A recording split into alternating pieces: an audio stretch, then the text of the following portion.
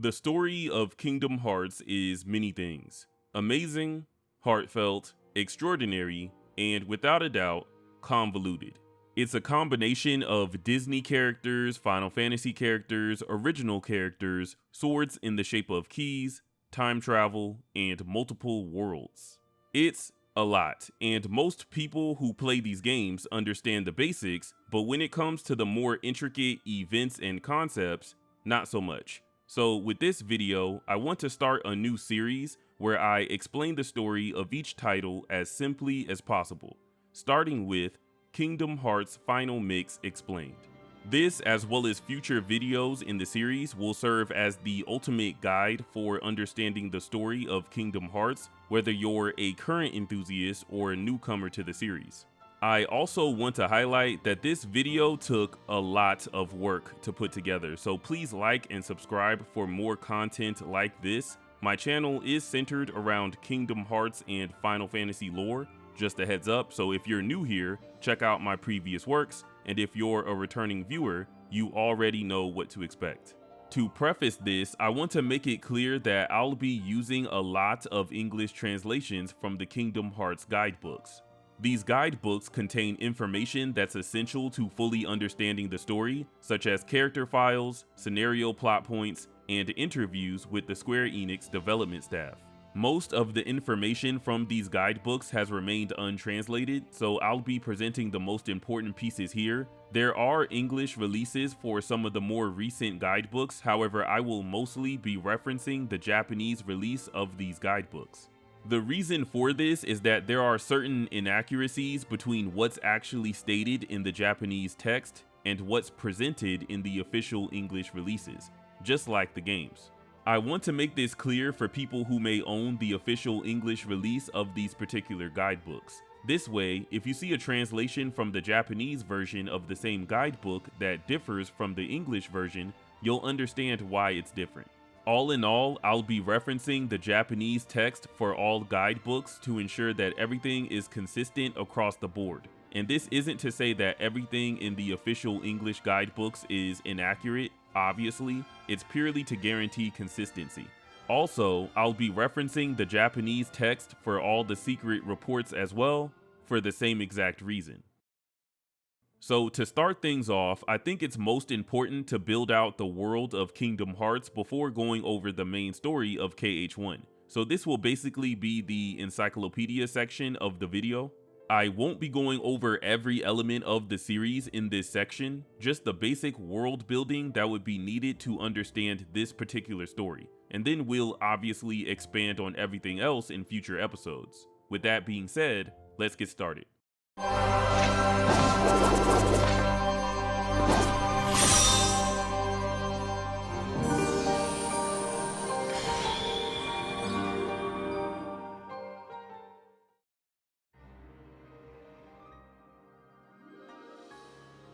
In Kingdom Hearts, it's generally believed that all things have a heart. People, animals, even worlds. According to the creative director Tetsuya Nomura, the heart itself is actually formless and memories play an important role in shaping a heart. And typically, hearts contain both light and darkness, the two forces that can be considered the centerpiece of the Kingdom Hearts story. Furthermore, in KH, the heart is one of three elements that constitute life: the heart, body, and soul. The body and soul are basically a pair, and if the heart is separated from the body and soul, life will not die. However, if the soul is separated from the body, life will then give way to death.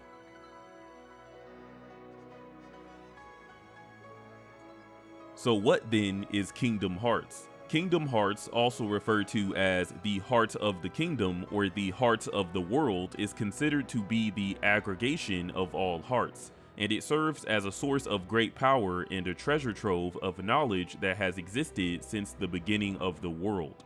This statement, of course, is in reference to the true Kingdom Hearts. In KH1, the goal of Maleficent and Ansem, Seeker of Darkness, is to complete an artificial Kingdom Hearts by gathering the Hearts of Worlds, which is called the Kingdom Hearts of Worlds Hearts. However, the only way to even come close to Kingdom Hearts, whether it's the real deal or an artificial version, is by using a Keyblade, the signature weapon of the series.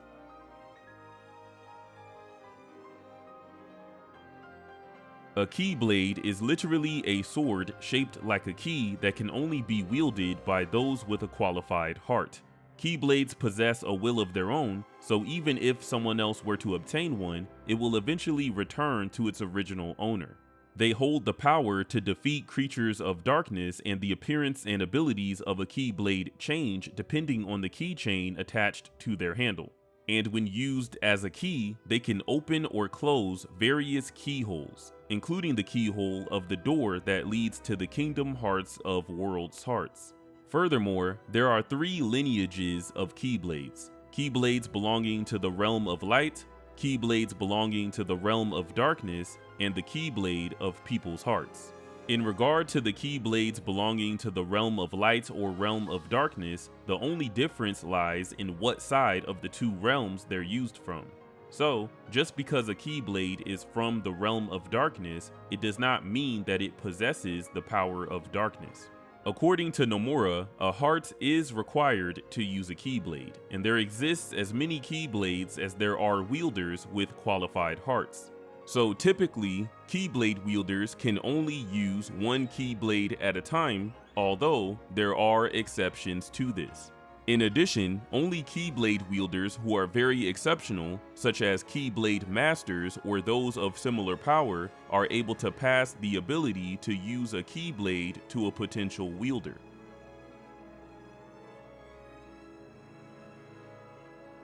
In order to become a Keyblade wielder, it's typically necessary to undergo the Rite of Succession, or the Bequeathing as it's known in the official English guidebooks. The Bequeathing is fulfilled when one comes into contact with a Keyblade Master or a Keyblade wielder of similar power through their Keyblade. After that, one can use a Keyblade when chosen by the Keyblade itself, at which point the new wielder will use a different Keyblade from the wielder who performed the bequeathing. And the criteria by which the Keyblade chooses its wielder is whether the person has a strong heart, regardless of whether that heart is good or evil. Also, it's worth noting that Sora is a very rare example of someone who was chosen by a Keyblade without undergoing the bequeathing.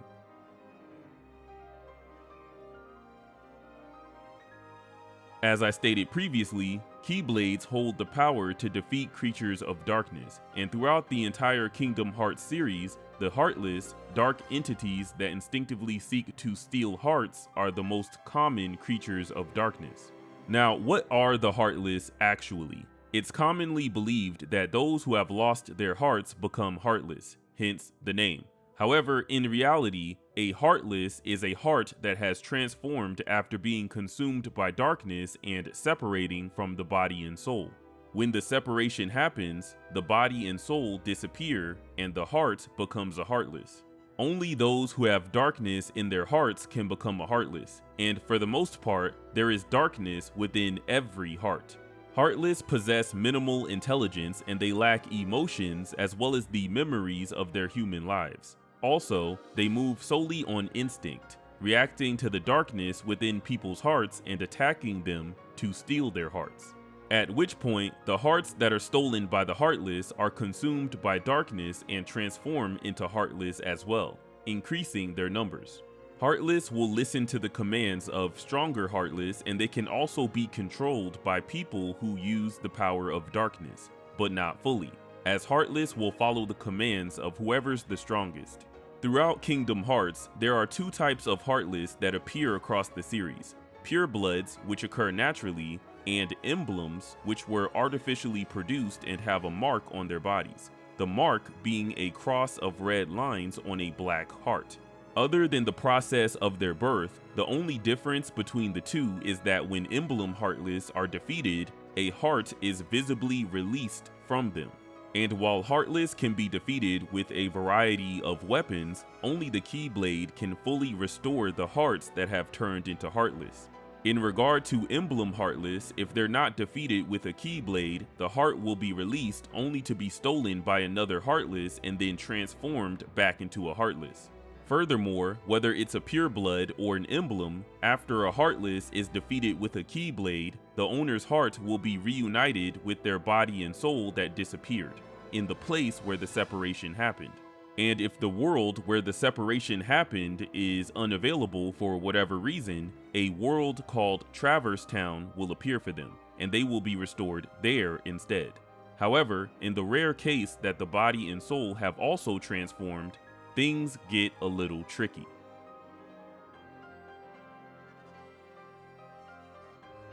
In rare cases, when someone with a strong heart is turned into a Heartless, their body and soul that disappeared will actually be reborn in a different world as a pale creature with a white body.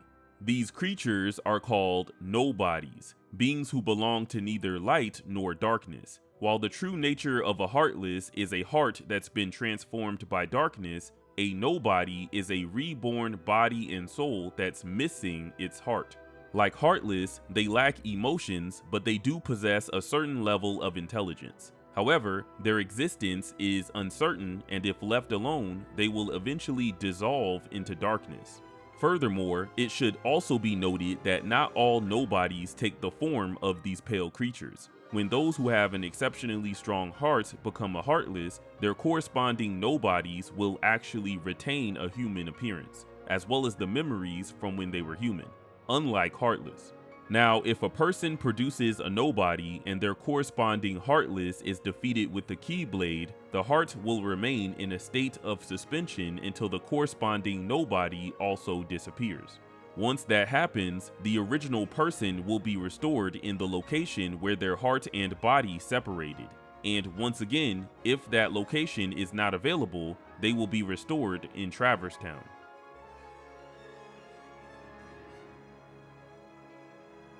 The world of Kingdom Hearts can be broadly divided into three realms: the realm of light, the realm of darkness, and the realm between.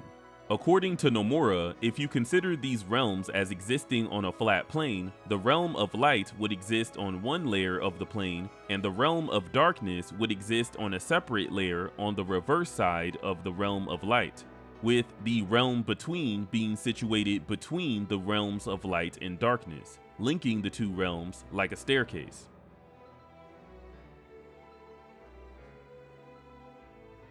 The realm of light consists of the normal worlds where Sora, Riku, Kairi, and the Disney characters live. Long ago, in ancient times, the realm of light was connected as one world. However, a large-scale battle fought by Keyblade wielders, known as the Keyblade War, broke out over the true Kingdom Hearts, and as a result, darkness engulfed the entire realm of light until it actually disappeared and had to be restored. While the true Kingdom Hearts was strictly sealed away, making it very difficult to access. Many years later, these events had been passed down as nothing more than a fairy tale, which stated that small fragments of light still existed within the hearts of children, who then used these light fragments to restore the realm of light. Although, when the realm of light was restored in this way, it was no longer a singular world, but it had been divided into countless smaller worlds, with the true light remaining asleep deep within the darkness. Now, while this is stated to be a fairy tale, it does overlap with reality. When the realm of light was restored, it was in fact divided into many smaller worlds, with each world forming a star in the night sky. Furthermore, each world was covered by an invisible barrier that separates the worlds from one another and protects them from physical interference. Meaning, under normal circumstances, people from one world cannot interact with those from other worlds. And to clarify once again, this history has been passed down as being only a fairy tale. So most people within the realm of light are completely unaware that any worlds exist outside of their own.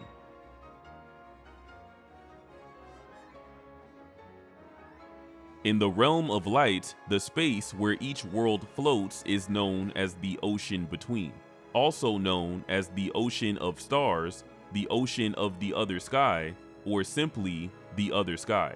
Traveling between worlds is difficult for most people, but there are a select few who are able to do so through various methods, and even among these select few, interfering with other worlds as well as telling people that other worlds exist is prohibited, as it could potentially disrupt the respective order of these worlds. So, when Sora and the others travel to other worlds, Donald will occasionally use his magic to alter their appearances to match the residents of that world, so they can blend in and abide by this rule.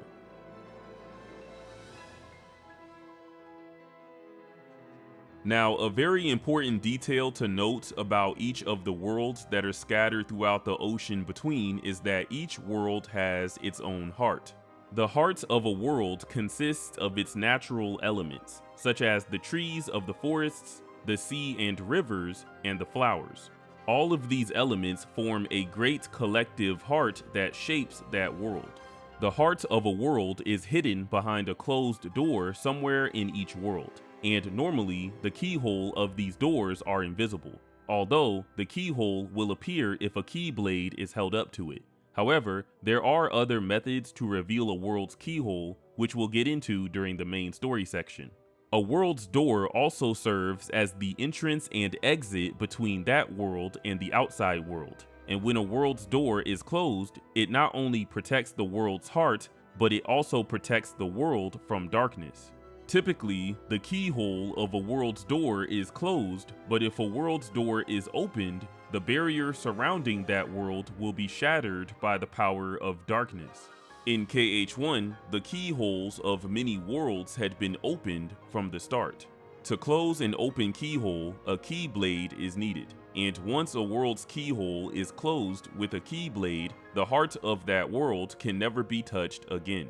During the main story, Maleficent and Ansem command the Heartless to find the keyhole of various worlds, at which point the Heartless enter through the keyhole, open the world's door, and steal the world's heart. When a world's heart is stolen by the Heartless, the world will be engulfed in darkness and disappear, along with most of its inhabitants. What both Maleficent and Ansem seek is the power and knowledge from the aggregation of all the world's hearts that the Heartless have stolen, the Kingdom Hearts of World's Hearts. Now, while a world's door being open is obviously dangerous, it also makes it possible to travel to and from other worlds, due to the fact that pathways between worlds will open up in the ocean between once a world's barrier is destroyed.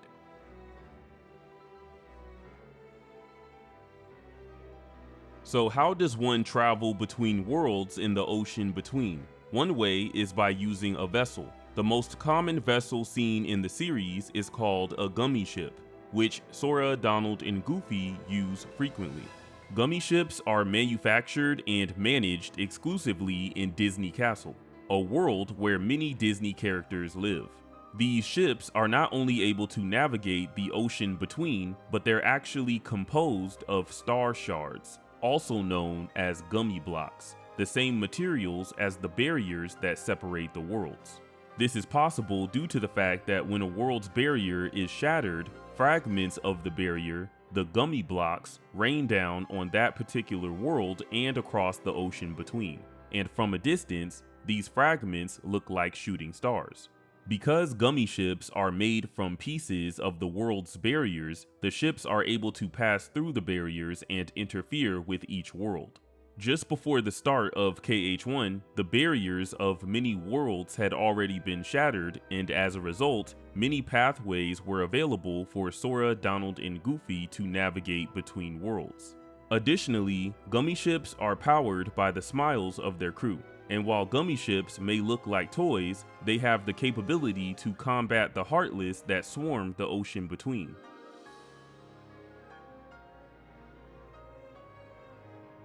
Other than a Gummi ship or a vessel, another way to travel between worlds is by using the corridors of darkness. Those who employ the power of darkness are able to use it to open these corridors and travel between worlds without a vessel.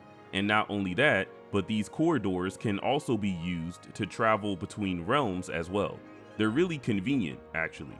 However, even for those who are considered to have a dark existence, using the corridors of darkness is dangerous due to the fact that passing through them frequently can cause one's mind, heart, and body to be corroded by darkness.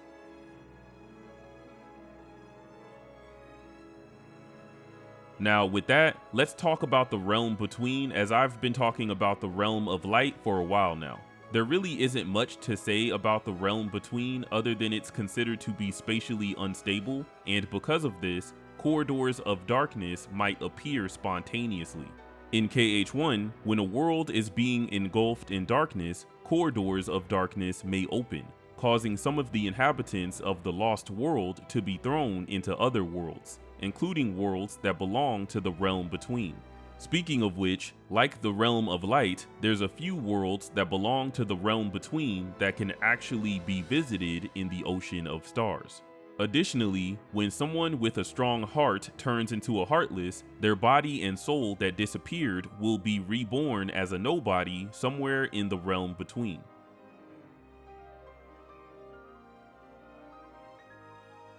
With that being said, let's talk about the realm of darkness. It's a realm that is literally brimming with darkness, where time does not flow. Generally, it's devoid of human beings and overrun with heartless and other dark creatures. There's a few ways to enter this realm, but for now, I'll list two of them here: passing through a corridor of darkness or passing through the door to darkness.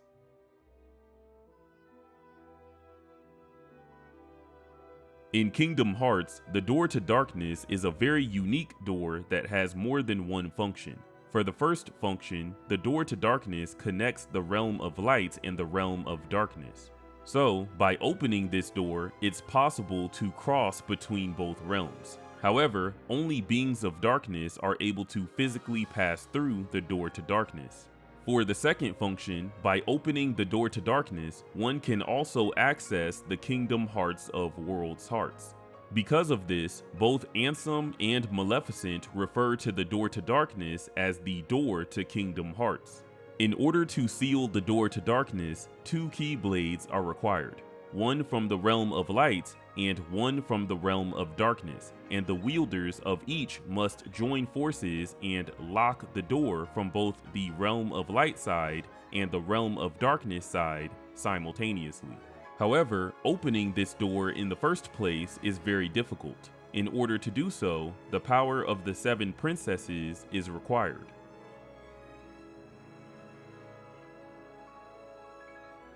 The 7 princesses, also known as the Princesses of Light or the Princesses of Heart, are 7 women who possess hearts of pure light, meaning they have no darkness in their hearts, but instead, their hearts possess the ability to suppress darkness. Also, because they have no darkness within their hearts, they cannot produce Heartless, even if their hearts are separated from their bodies. As of KH1, the 7 princesses are Alice, Jasmine, Belle, Snow White, Cinderella, Aurora, and Kairi. While they're all referred to as princesses, this does not mean that they're all royalty. This is just the term used for the 7 women with hearts of pure light. However, there are princesses of light that are in fact royalty. For example, Snow White, Aurora, and Jasmine are actual princesses of their respective lands. By the power of the 7 princesses, it becomes possible to open the door to darkness and access the Kingdom Hearts of World's Hearts. So, during KH1, Maleficent and Ansem target the 7 princesses for this very reason. But how exactly do the princesses open the door?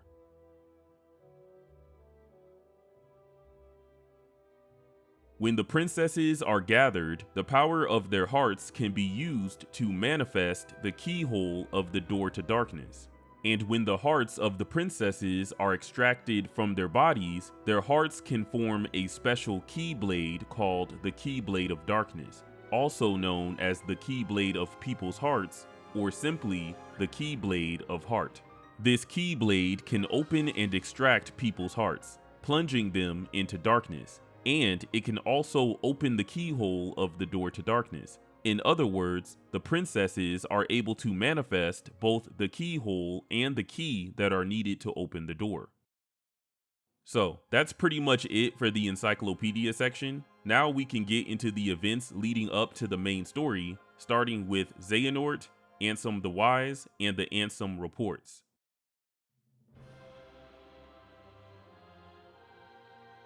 Ansem the Wise was the ruler of a world known as Radiant Garden, one of the many worlds within the realm of light. He was respected by his people as a sage, and in an effort to maintain peace in his world, Ansem the Wise began to conduct research on hearts. He began this research in order to unravel the mystery behind the darkness within the human heart, which he viewed as a threat that could grow and spread until it eventually consumes the heart completely.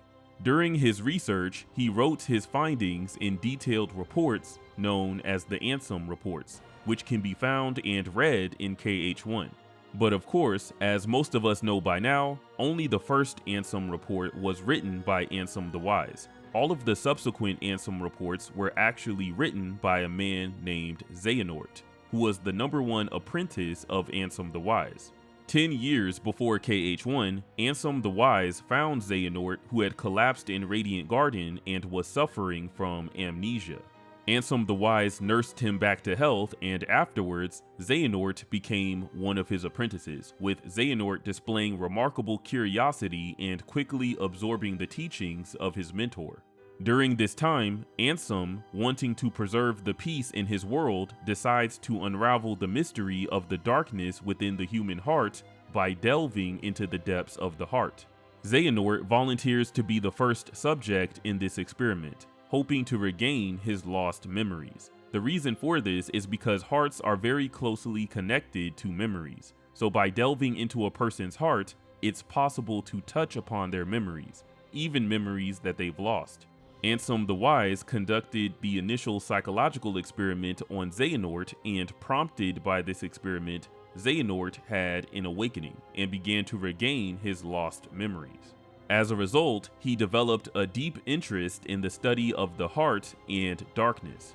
Not only that, but Xehanort, along with the other apprentices of Ansem the Wise, began to conduct their own experiments relating to the darkness of the human heart without Ansem knowing. And it's during that time that Xehanort began to write his own reports under the name of Ansem the Wise.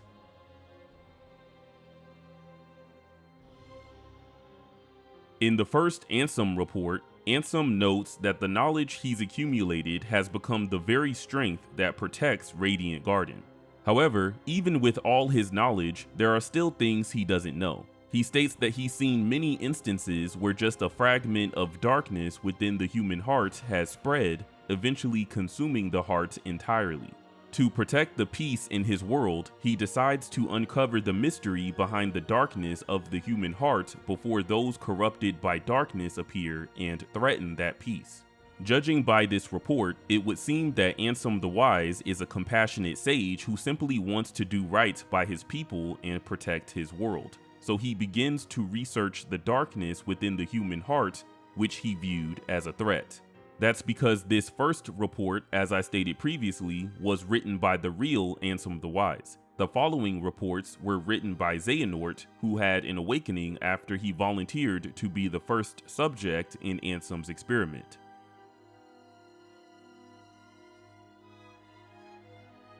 For the initial research, Xehanort conducted several experiments to uncover the true nature of the darkness within hearts, using people as test subjects. He conducted an experiment to eliminate darkness in people's hearts, an experiment to generate darkness in a pure heart, and an experiment to suppress and amplify the darkness within people's hearts. However, the results were all the same. The people's hearts, along with their mental stability, collapsed and they completely lost their hearts. So Xehanort imprisoned them in the basement of Radiant Garden's castle. Then, sometime later, he discovers dark creatures in the basement of the castle. This report details the cruelty of Xehanort as a researcher, the dangers of the experiments he conducted, and his encounter with the dark creatures, known as the Heartless.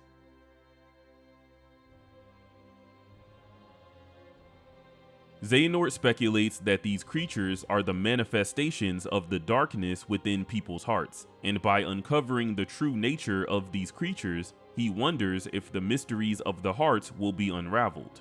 The creatures began to appear one after another, and as the people had lost their hearts, Xehanort decided to name the creatures Heartless, though it should be noted that Heartless did exist before this event. Also, while the Heartless that appear here are believed to be the result of the people that lost their hearts because of Xehanort's experiments, it's also speculated that the Heartless were appearing because they were drawn to the darkness in Xehanort's heart.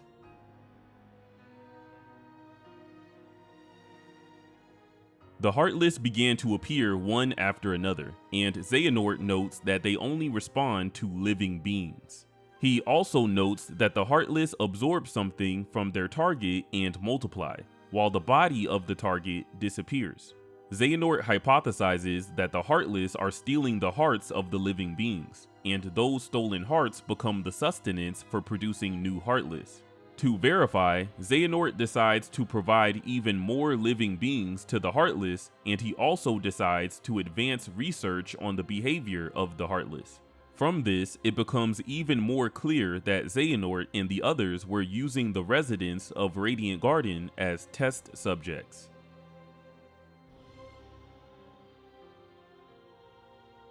In order to study the behavior of the Heartless, Xehanort selects one Heartless and observes its actions.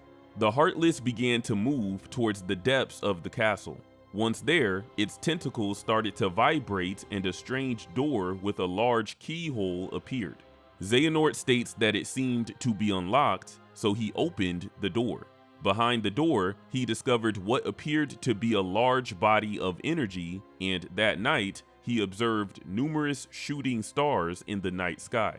Xehanort ponders the true nature of what he discovered behind the door, and he also wonders whether his opening of the door is connected to the shooting stars that were witnessed. In this report, Xehanort, while studying the behavior of the Heartless, opens the door connecting Radiant Garden to the outside world, and he discovers the world's heart.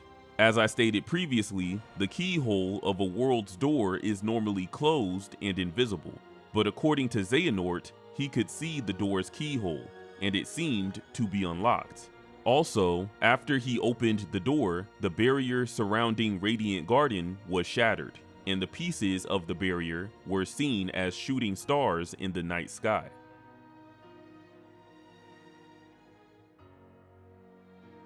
Due to the fact that the Heartless was attracted to the door in Radiant Garden's basement, and behind it there was a large body of energy, Xehanort hypothesizes that what he saw was also a heart, the heart of Radiant Garden, and the Heartless were trying to steal that heart as well.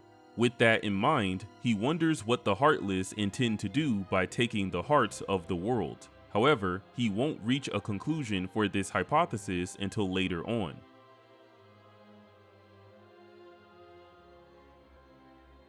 After the opening of the world's door, Xehanort began to study the substances that composed the shooting stars he observed previously.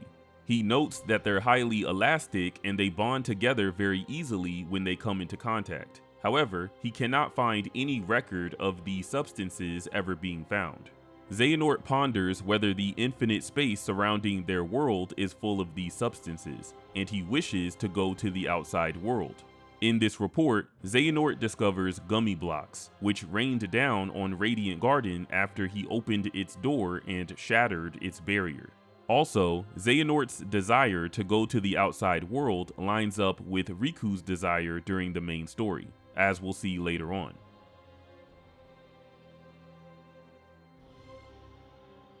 Afterwards, Xehanort and the other apprentices began to advance their research on Heartless in order to unravel their true nature as well as the mystery of the heart. As a result, they developed a device that can artificially generate Heartless, and Xehanort notes that if the device is improved, it may be possible to create a heart out of nothing. He also notes that upon comparison, there was little difference in the nature and abilities of the natural Heartless and the artificial ones. To derive more accurate research results, Xehanort and the other apprentices apply a mark on the artificial Heartless for identification purposes. At this time, Xehanort and the others create the emblem Heartless, and in order to differentiate them from the pureblood Heartless, they apply a mark, the cross of red lines on a black heart.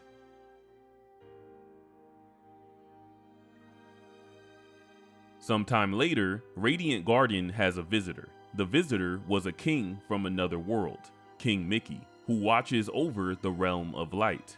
He arrives in Radiant Garden on a ship made from the same substance that Xehanort was studying, the Gummi blocks, and he has a conversation with Ansem the Wise.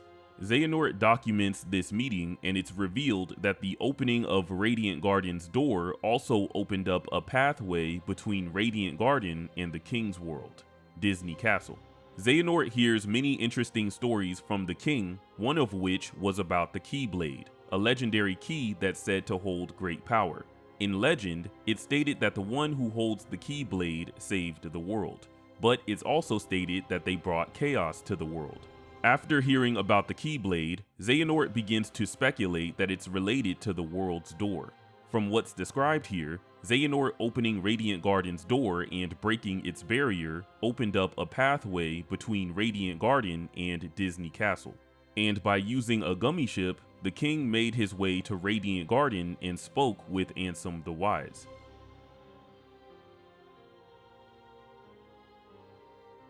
In Xehanort's next Ansem report, he states that the Heartless are seeking the hearts of each world, and he speculates that the Heartless, born from the darkness of the heart, are trying to return to an even greater heart, a greater darkness. This leads him to believe that the home of darkness is the heart itself. He then ponders whether the depths of the heart of the world is the home of the Heartless, so he decides to conduct a new experiment. To find his answers, he would make contact with the heart of the world and become all-knowing. But first, he would have to find the 7 princesses and the one who holds the Keyblade. Furthermore, his body was too fragile, so he resolved himself to cast off his physical form to reach even greater heights within the depths of darkness. In this report, Xehanort concluded that every world has its own heart, and the Heartless are seeking them, so they can return to an even greater heart within the hearts of each world. Also, when Xehanort mentions the depths of the heart of the world, in this case, he's referring to the kingdom hearts of world's hearts, which he interprets to be the true darkness that the Heartless are trying to reach. And in order to obtain the power and knowledge from this artificial kingdom hearts, he decides to find the princesses and the Keyblade, and he decides to cast away his body and soul.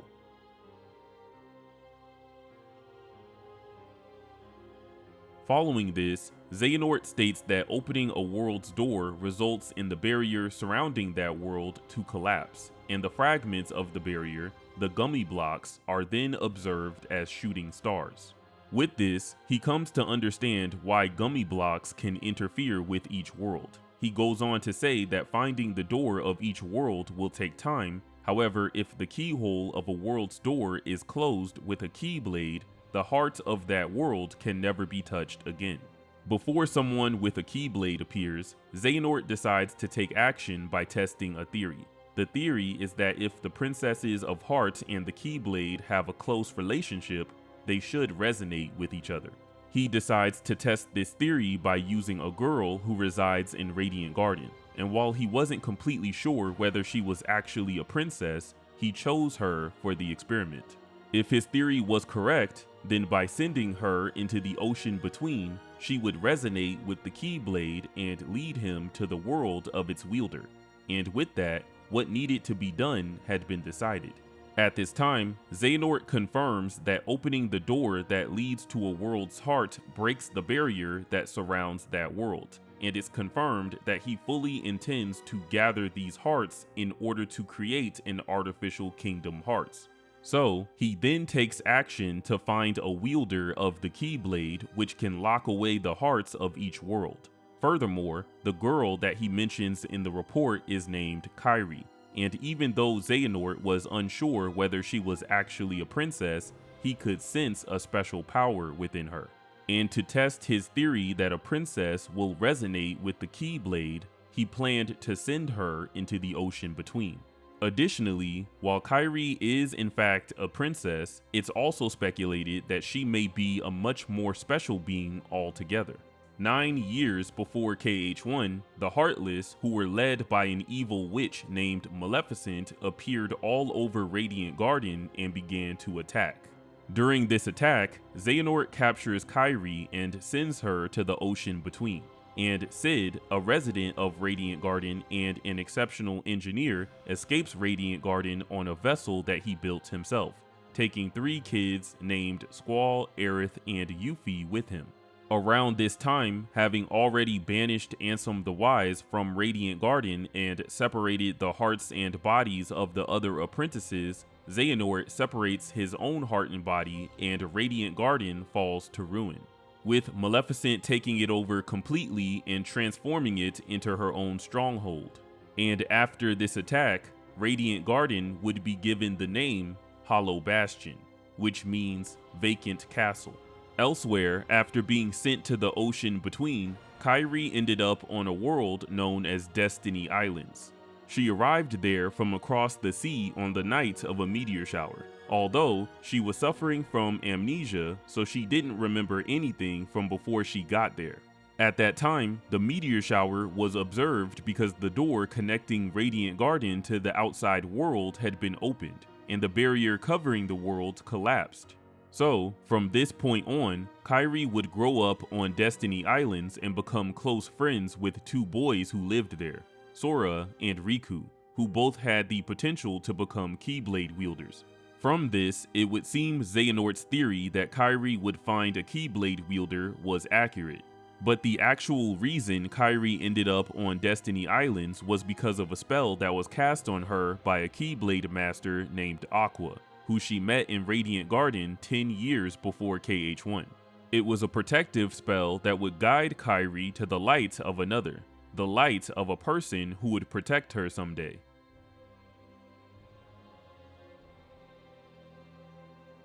In the next Ansem report, it's revealed that after separating his heart and body and surrendering his heart to the darkness, Xehanort's heart became a Heartless, but he doesn't actually take the form of one. He instead becomes an existence of just the heart. Not only that, but Xehanort's Heartless retained his sense of self and his memories from when he was human.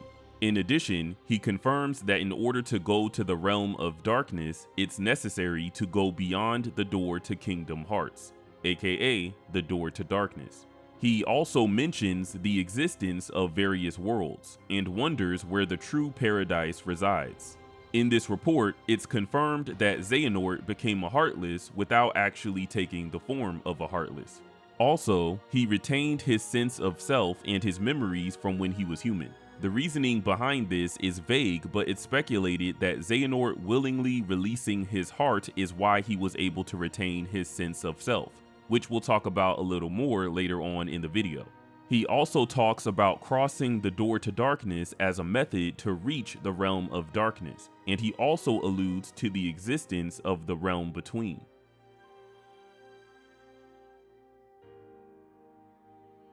In the last of the Ansem reports, Xehanort's Heartless ponders what happens to the vanished body after the heart separates from it and becomes a Heartless, speculating that the body and soul could also exist in a different form, in a different world. He states that if this is the case, this other form would be considered another version of oneself, an entity that belongs to neither the light nor the darkness, an empty husk without a heart. He even states that this other entity cannot be called a being that actually exists. Here, Xehanort's Heartless is theorizing about the potential existence of a transformed body and soul that's lost its heart. And of course, we know when an individual with a strong heart becomes a Heartless, their body and soul are in fact reborn somewhere in the realm between as a nobody. With that, we have reached the end of the events leading up to the main story of KH1, so we can now start the main story playback.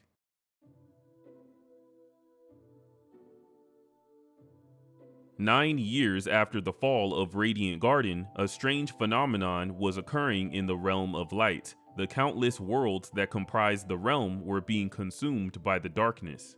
The cause of this crisis were the villains from various worlds, consisting of Maleficent, Hades, Jafar, Ursula, Oogie Boogie, and Captain Hook. Maleficent and the others were using the Heartless to steal the hearts of worlds and gathering the princesses of light in order to open the door to the Kingdom Hearts of Worlds' hearts, also known as the Door to Darkness. Although only Maleficent truly understands the connection between the Door to Darkness and the princesses, while the other villains are more concerned with conquering their own worlds. However, Xehanort's Heartless, who was still going by the name Ansem, was also controlling the Heartless and exploiting the movements of the villains. Mickey, a Keyblade master and the king of Disney Castle, quickly senses the rising darkness and notices that the stars in the night sky have begun to disappear, indicating that the worlds themselves are disappearing. And in order to protect the realm of light, the king begins to investigate.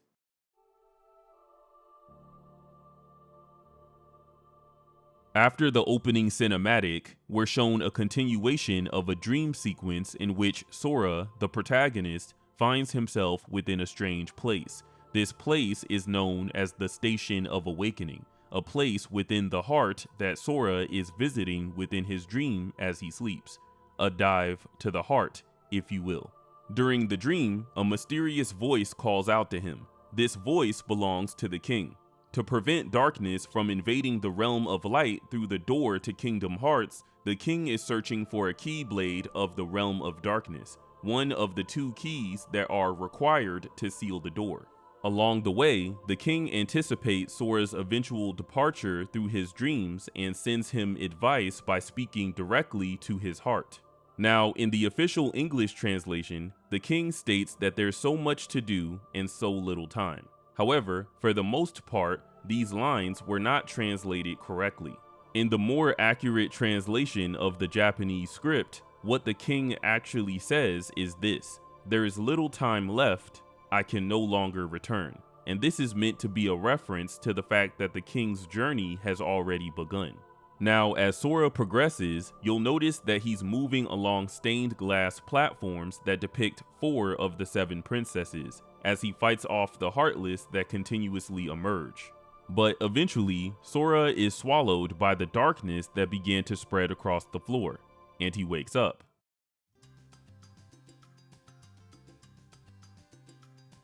The 14-year-old Sora awakens on one of the secluded islands belonging to his homeland, Destiny Islands, and he's greeted by a now 14-year-old Kairi and Riku, who is 1 year older. Destiny Islands is an archipelago, and Sora's and Riku's houses are located on the main island. All the children row small boats from the main island and secretly cross to a distant small island without the adults knowing.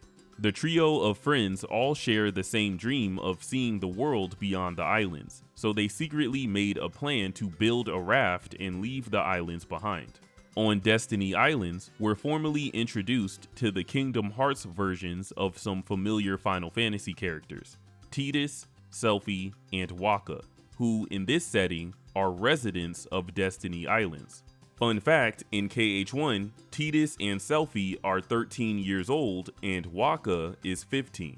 I want to establish here that Riku is considered to be the cool kid on the islands, and while all the kids on the islands are friends, Sora and Riku are also rivals, with Riku always taking the lead and staying one step ahead of Sora, and with Sora admiring Riku's mature demeanor. Afterwards, we have a scene where Kairi asks Riku what he would do if he went to another world. Riku's response is that if there are other worlds, he simply wants to know why he ended up on this one. He also expresses that Kairi's arrival on Destiny Islands is what drove his thought process about other worlds. Sora has mixed feelings about this because he wants to see other worlds purely out of curiosity, whereas Riku has a more mature reason for wanting to do so. Also, Riku can very casually speak his thoughts to Kairi, while Sora, who has feelings for Kairi, cannot. Riku can see this and he teases Sora by giving him a Paopu fruit to share with Kairi. On Destiny Islands, it's said that two people who eat this star-shaped fruit together will always be connected no matter how far apart they are. Sora, embarrassed, tosses the fruit and the trio return to their homes. Meanwhile, in Disney Castle, Donald, the royal court mage, goes to greet the king, only to discover that the king was gone, but he left behind a letter with his loyal dog Pluto. After reading the letter, Donald becomes frantic and rushes to go see Goofy, the captain of the Royal Knights. He tells Goofy he has important information and he has to keep it a secret. But of course, Queen Minnie and her close friend Daisy, who is also Donald's sweetheart, overhear everything, prompting Donald to explain the situation. Back on Destiny Islands, after Sora and Riku have a race to decide the name of the raft, Kairi reveals that she's making lucky charms for a safe journey and to ensure that if either of them get lost, they can always return to the same place and be together. Later, while gathering food for Kairi, Sora enters a cave known as the Secret Place, and this is also where the world's door is hidden. In this cave, there's an image of Sora and Kairi that they both drew when they were younger. Sora adds to it, making it look like an image of himself feeding a Paopu fruit to Kairi, showing his hidden desire. Suddenly, a man in a brown robe appears in the cave. The true identity of the man in the brown robe is Ansem, the Heartless of Xehanort, who is now just a heart wrapped in this brown robe. And fun fact, it's actually stated that because Ansem has no physical form, he's able to pass through the world's barrier.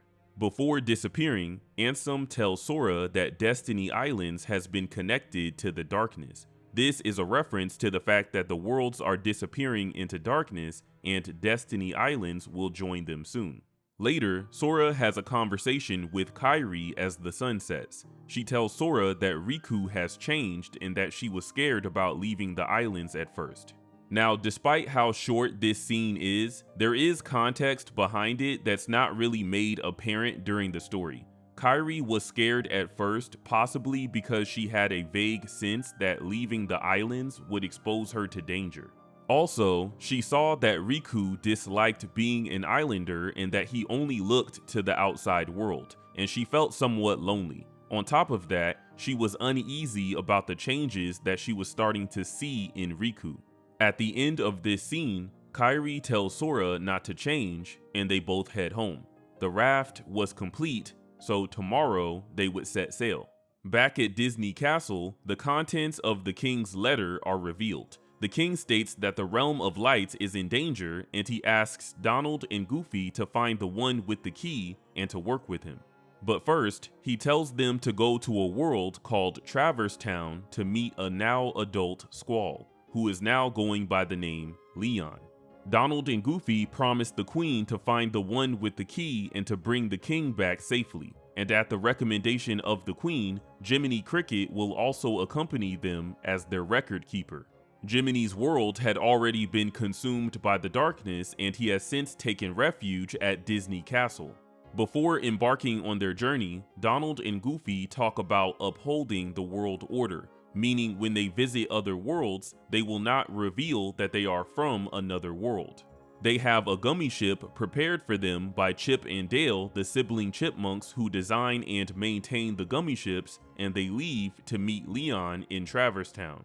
Back on Destiny Islands, a violent storm had begun, and Sora, who was worried about the raft, goes to the secluded island to check on it. When he gets there, he sees that Riku's and Kairi's boats are also there, and dark creatures, the Heartless, begin to pour out from beneath his feet, just like in his dream. These Heartless are known as Shadows, and they are the epitome of pure-blood Heartless. Sora runs away from them and finds Riku, who states that the door connecting Destiny Islands and the outside world had opened. It was Riku's will, his deep desire to see the outside world, that opened the door, allowing the darkness to invade. As Destiny Islands was being swallowed by darkness, Ansem began to target Kairi as one of the princesses, and Riku saw this as his opportunity to finally see the outside world. He extends his hand to Sora, inviting him to go together. However, Riku's strong heart resonates with the darkness encroaching from the keyhole, enveloping him and Sora in a great darkness. While searching for Riku within the darkness, a light shines down and a strange sword in the shape of a key appears in Sora's hands. The voice of the king calls out to Sora in this scene, telling him the name of the sword, the Keyblade, and as Sora looked around, Riku was gone. Now, why does the Keyblade end up in Sora's hands? Firstly, this Keyblade, known as the Kingdom Key, appeared in response to Riku's strong heart, because Riku is the rightful owner of this Keyblade. This is possible because 10 years before KH1, Riku underwent the bequeathing through a Keyblade wielder named Terra.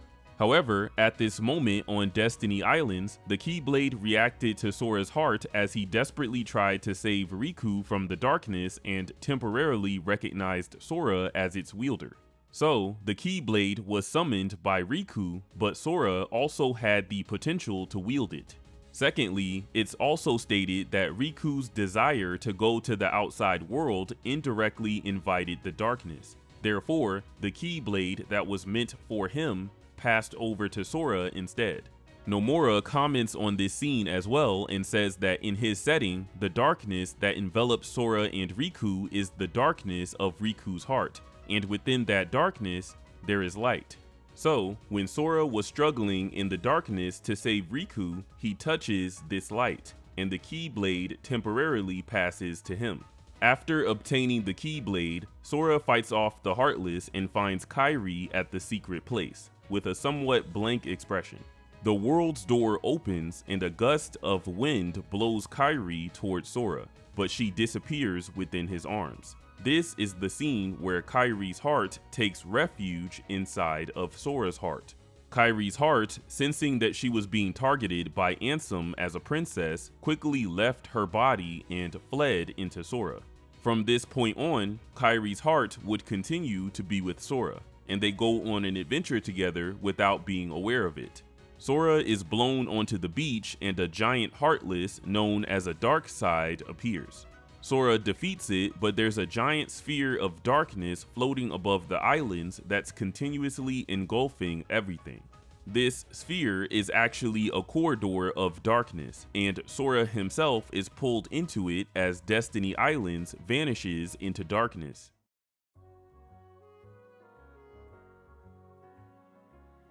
We then cut to Donald, Goofy, and Pluto, who have just arrived in Traverse Town. Traverse Town belongs to the Realm Between, and it's an interesting world that appears for people who have lost their original world. And fun fact, well, I guess it's actually a sad one, in Traverse Town, it's forbidden to ask the residents about their past, because most of them have had painful experiences due to losing their original worlds. 9 years ago, Squall escaped to Traverse Town along with Sid, Aerith, and Yuffie when Radiant Garden collapsed. His full name is Squall Leonhart, but he now simply calls himself Leon to separate from his weaker self who couldn't stop the Heartless from overrunning his home in the past. And after meeting the king, who was investigating the Heartless, he began to pursue the mystery of the key. Donald and Goofy continue to search for Leon and the key, while Pluto wanders off after sensing an unconscious Sora who ended up in Traverse Town after going through the corridor of darkness. He wakes up Sora and then disappears after catching the scent of the king, who was also in Traverse Town. Sora explores the town and realizes that he's in another world. After meeting Sid, who happens to run the accessory shop, Sora starts looking for Riku and Kairi. As he's walking, he sees a man collapse in front of him.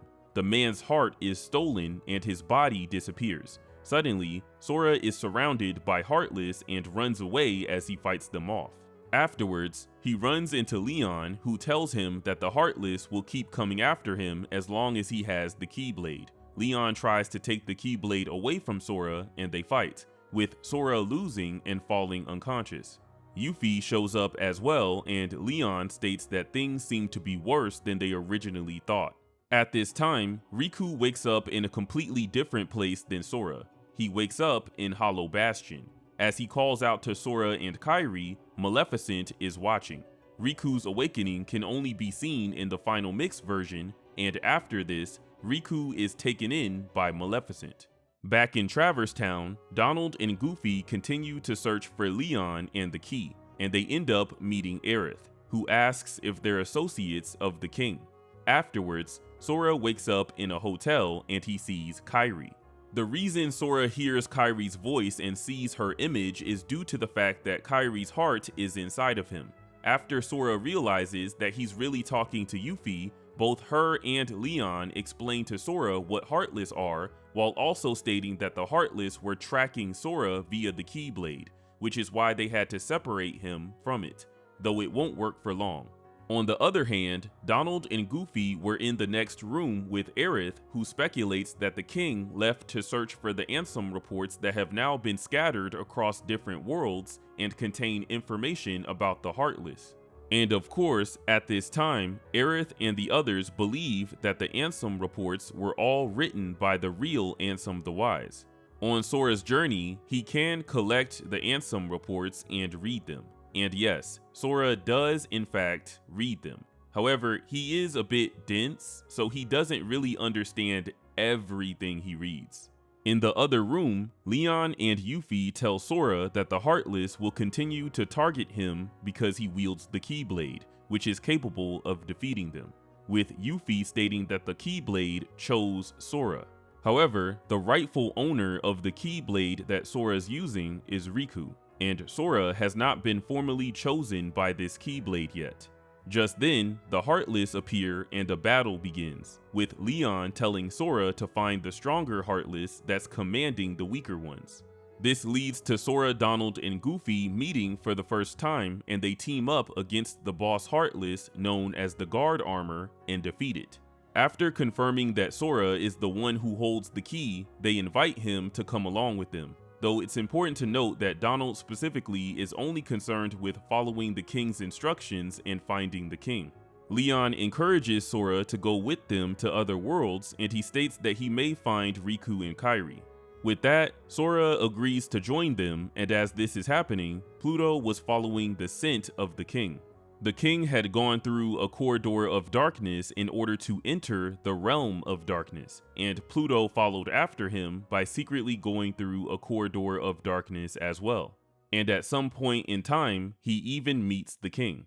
We then cut to a scene where Maleficent and the other villains are observing Sora, Donald, and Goofy from Hollow Bastion, with Maleficent stating that Sora could be useful. In Traverse Town, Leon, Yuffie, and Aerith see off Sora before he leaves with Donald and Goofy.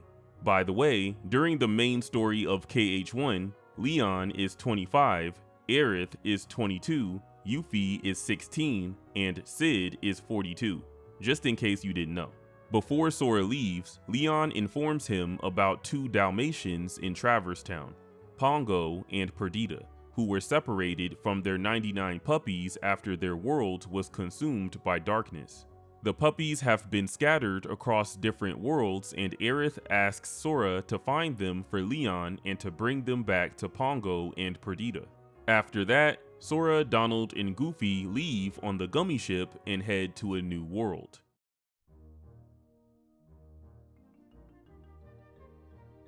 The first world that Sora, Donald, and Goofy travel to is the world of Wonderland, from the film Alice in Wonderland.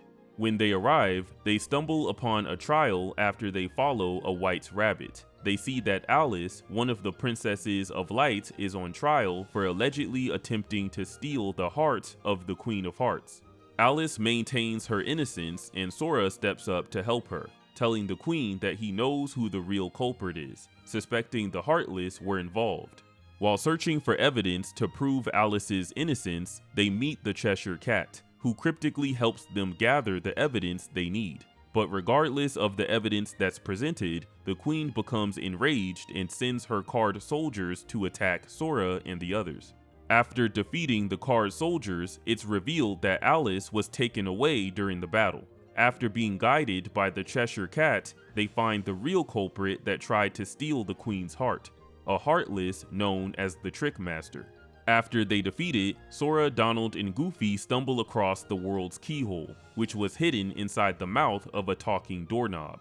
The Keyblade emits a light and automatically seals the keyhole.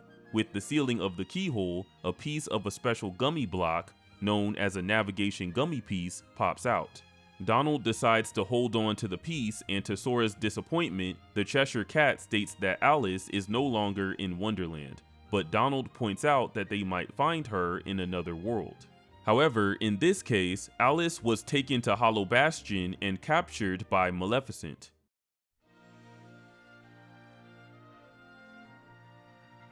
The next world they visit is Olympus Coliseum from the film Hercules. They enter the lobby and meet Phil, the trainer, who is currently preparing for a grand tournament in which heroes gather to test their skills. Sora wants to enter the tournament, but Phil turns them away because they're not heroes and because they don't have an entry pass. After leaving the Coliseum, Sora and the others are approached by Hades, who gives them an entry pass for the upcoming tournament and states that he's rooting for them, which is obviously a ploy.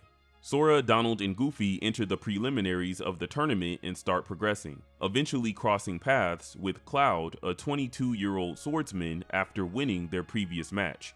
By the way, Cloud is also from Radiant Garden, like Leon and the others. Afterwards, Cloud and Hades have a conversation, revealing that Cloud made a deal with Hades to eliminate Hercules, but before that, he has to take out Sora to get to Hercules. However, this is all a plot to stage an incident that will eliminate both Sora and Hercules. Eventually, Sora, Donald, and Goofy face off against Cloud, and at the climax of the battle, Hades' guard dog, Cerberus, appears and knocks out Cloud. As it was about to attack Sora, Hercules appears and holds it off, while Sora and the others escape, although they do return and fight Cerberus and defeat it. However, Hercules confirms later that he had already worn down Cerberus by the time Sora and the others jumped in. After the battle, Sora and the others gain permission to enter the next tournament, and Phil names them junior heroes. When they leave the lobby, they see Cloud, who tells them that he's looking for someone important, and Hades said that he would help if he took out Hercules. And Cloud, who had been tempted by the darkness, advises Sora to not lose sight of the light and leaves. So as far as the person Cloud is looking for, it's ambiguous. In the final mixed version, Cloud states that he was looking for Sephiroth, who will appear later, but during the credits, there's a scene that implies that he was looking for Aerith. However, in the Kingdom Hearts Ultimania, Nomura just flat out states that he doesn't want to definitively say who Cloud was looking for. The Ultimania Alpha also implies that Cloud could be looking for more than one person, so it's really up to your interpretation. In any case, Sora and the others leave Olympus Coliseum and head to the next world.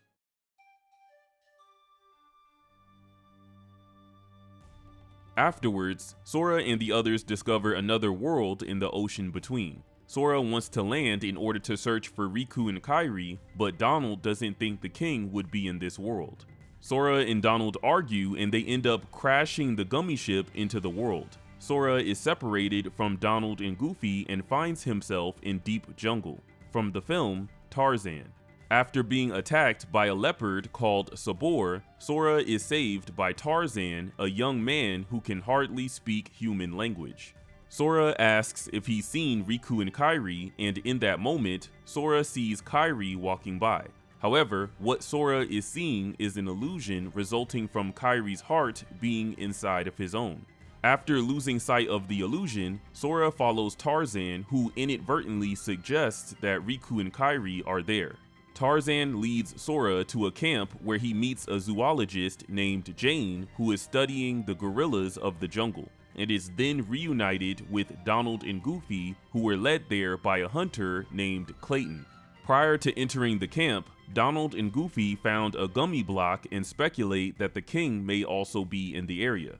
Then, Jane suggests that they show Tarzan slides to see if they can decipher the meaning behind one of Tarzan's phrases that Sora couldn't understand, in regard to Riku and Kairi's location.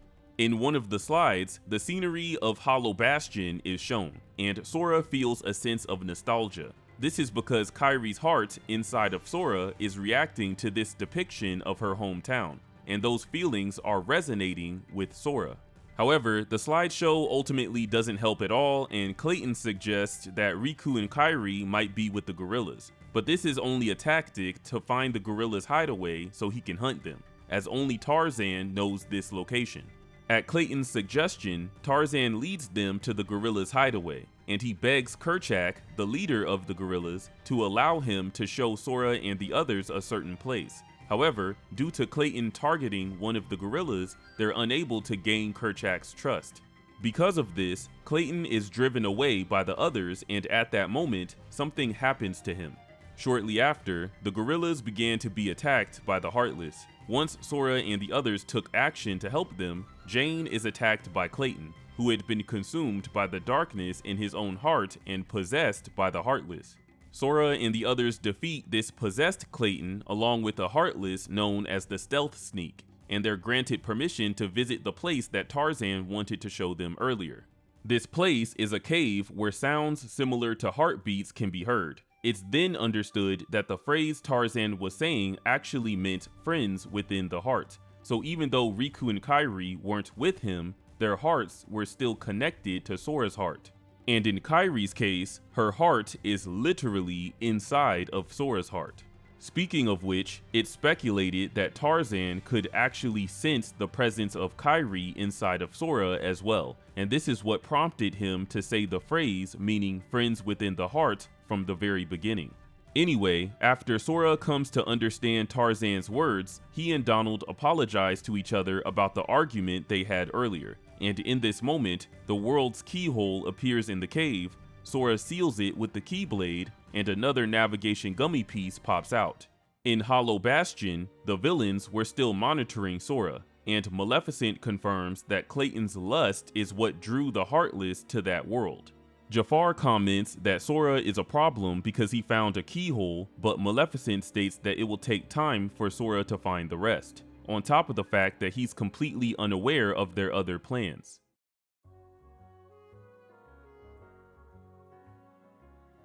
After leaving Deep Jungle, Sora and the others return to Traverse Town. They find Leon, and Sora tells him that he locked the keyholes. Leon explains to Sora that after the Heartless enter through the keyhole of each world, the worlds disappear, unless the keyholes are locked with the Keyblade. After hearing this, Sora resolves himself to close the keyholes, and Leon gives Sora a stone that has some kind of mysterious power. Afterwards, Sora and the others ask Sid about the navigation gummy pieces they found, and Sid lets them know that navigation gummy blocks open up routes to other worlds. He then asks Sora to deliver a book to a man named Merlin while he installs the navigation gummy block onto their ship, and suddenly, a bell rings loudly from the 2nd district of Traverse Town. More on that later. When Sora and the others arrive at Merlin's house, Sora sees another illusion of Kairi. She speaks to him, but only Sora can see and hear her because she's speaking directly to Sora's heart. After Kairi disappears, Merlin shows up. And fun fact, Merlin knew in advance that Sora, Donald, and Goofy would show up on this day because he actually traveled to the future. He tells them that the king requested that he train them to properly use magic. But before they get started, the fairy godmother appears and states that she was also requested by the king to assist them. Sora shows the fairy godmother the stone he was given by Leon, and she explains that it's a summon gem. As stated previously, when a world disappears, so do most of the inhabitants. But sometimes, those with very strong hearts do not disappear along with their world. Instead, their hearts are encased in crystal, and they remain. With her magic, the fairy godmother can liberate these individuals' hearts from the stones, allowing Sora to summon them during combat. And throughout his journey, Sora can find summon gems for Simba, Bambi, Dumbo, and Mushu. When Sora finally delivers the book that Sid gave him to give to Merlin, Merlin states that the book holds a great secret and the missing pages will unlock it. He encourages Sora to take a look, and when Sora does so, he enters the world of the story written within the book. This world is the 100 Acre Wood from the Winnie the Pooh series. Sora meets Pooh, who tells him that most of his friends and the places they lived in disappeared. Sora is then informed by Owl that the book is missing pages, and as a result, there were many blank spaces and Pooh's friends had disappeared. Sora obviously sympathizes with this, and he decides to find the missing pages that had been scattered across different worlds. After leaving Merlin's house, Sora is reunited with Riku, who wipes out a swarm of Heartless. Riku, who woke up in Hollow Bastion earlier in the story, had a conversation with Maleficent, who was trying to lure him to the side of darkness, and then he eventually headed to Traverse Town. By the way, the sword that Riku uses to get rid of the Heartless is called Soul Eater, and he obtained it after he decided to ally himself with Maleficent and the forces of darkness. Sora is overjoyed to see Riku, but Kairi's whereabouts were still unknown. Riku confidently tells Sora to leave everything to him, but Sora demonstrates his ability by defeating a Heartless with the Keyblade. After hearing that Sora was the Keyblade hero and that he was traveling around with Donald and Goofy, Riku disappears, and we'll get into why he does this in a second. But something I do want to point out here is that Sora is often called the Keyblade Master in the English version of KH1, but that's not a proper translation. In the Japanese script, Sora is either being called the Keyblade Hero or the Keyblade's owner, which is very important to note. Now after this, Sora, Donald, and Goofy visit a small house and speak with Leon and the others, who tell them about Maleficent and the attack on Radiant Garden 9 years ago. Outside the small house, Maleficent and Riku are observing Sora and the others. The reason Riku disappeared earlier is because up until now, he was always better than Sora at everything. So when he hears that Sora has been traveling as the hero of the Keyblade and sees that Sora has made new friends, he develops mixed feelings that fester the darkness within his heart. Maleficent recognizes this and takes advantage of it to lure Riku closer to her side. Back in the small house, Sid states that he installed the navigation gummy onto Sora and the other ship, and it's requested that they look into the bell that rang earlier in the second district. When they ring the bell 3 times, Traverse Town's keyhole appears along with a giant Heartless known as the Opposite Armor. After they defeat it, Sora seals the keyhole and they find another navigation gummy piece. They then speak with Sid, who reveals that this navigation gummy piece is part of a set, so in order to use it, they'll need to find the other navigation gummy piece that pairs with it. Also, if you visit the accessory shop during this time, you can actually meet Pinocchio, a puppet who possesses a heart and who's also from the same world as Jiminy.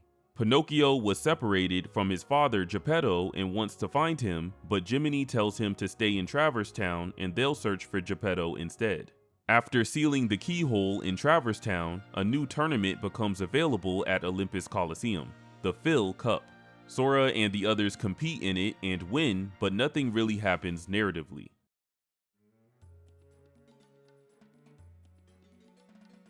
The next world they visit is Agrabah from the film Aladdin.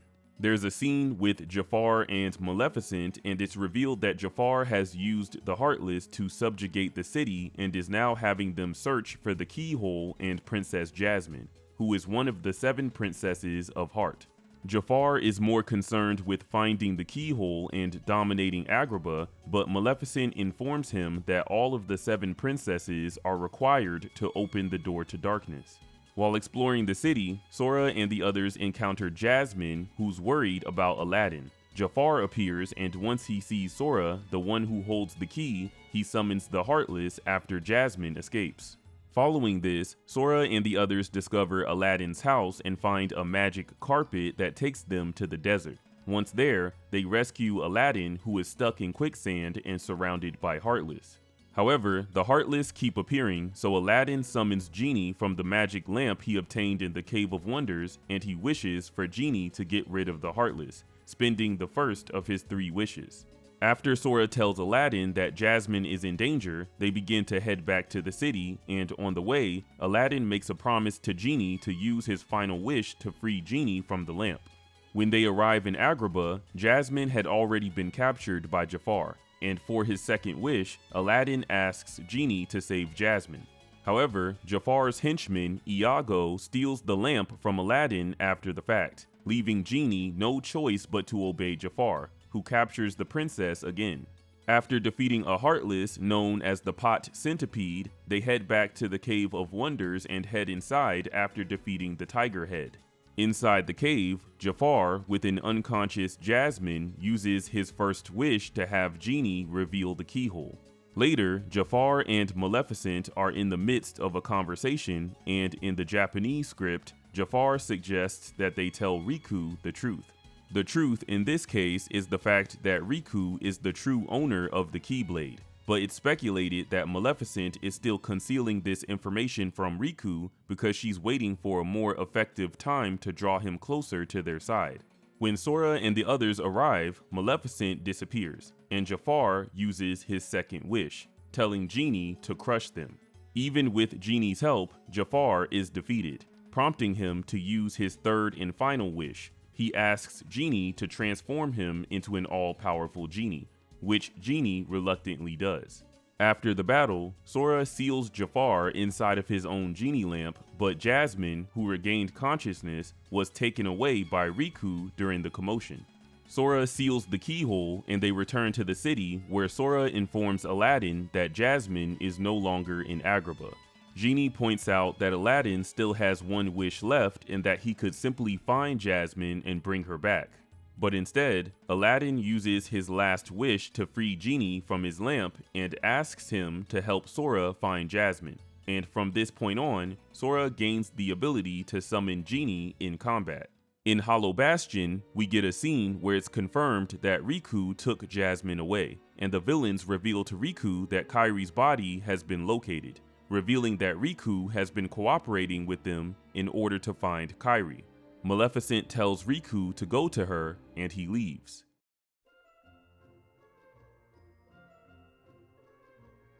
Cutting back to Sora and the others as they navigate the ocean between, their Gummi ship actually gets swallowed by a gigantic whale.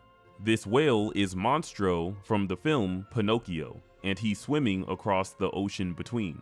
Sora loses consciousness, and we see a flashback of a younger Sora and Riku when they first discovered the world's door on Destiny Islands. Though this flashback is only from Sora's perspective.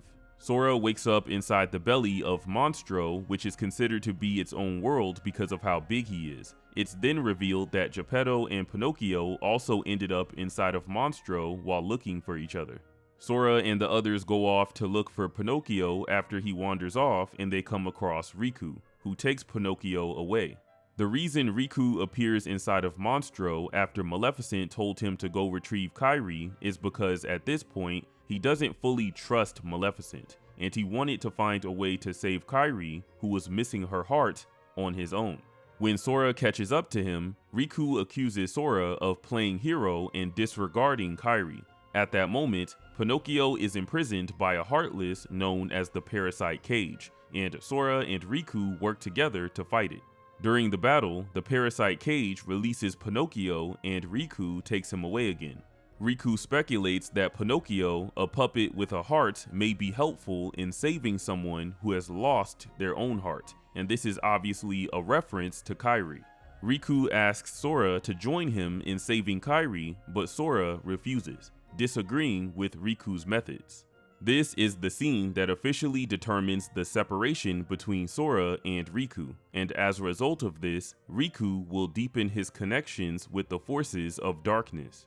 Jiminy approaches Pinocchio, who's extremely fatigued as if he's lost his heart, but this is not the case. When Pinocchio says that he's not going to make it, his nose grows due to the fact that he told a lie.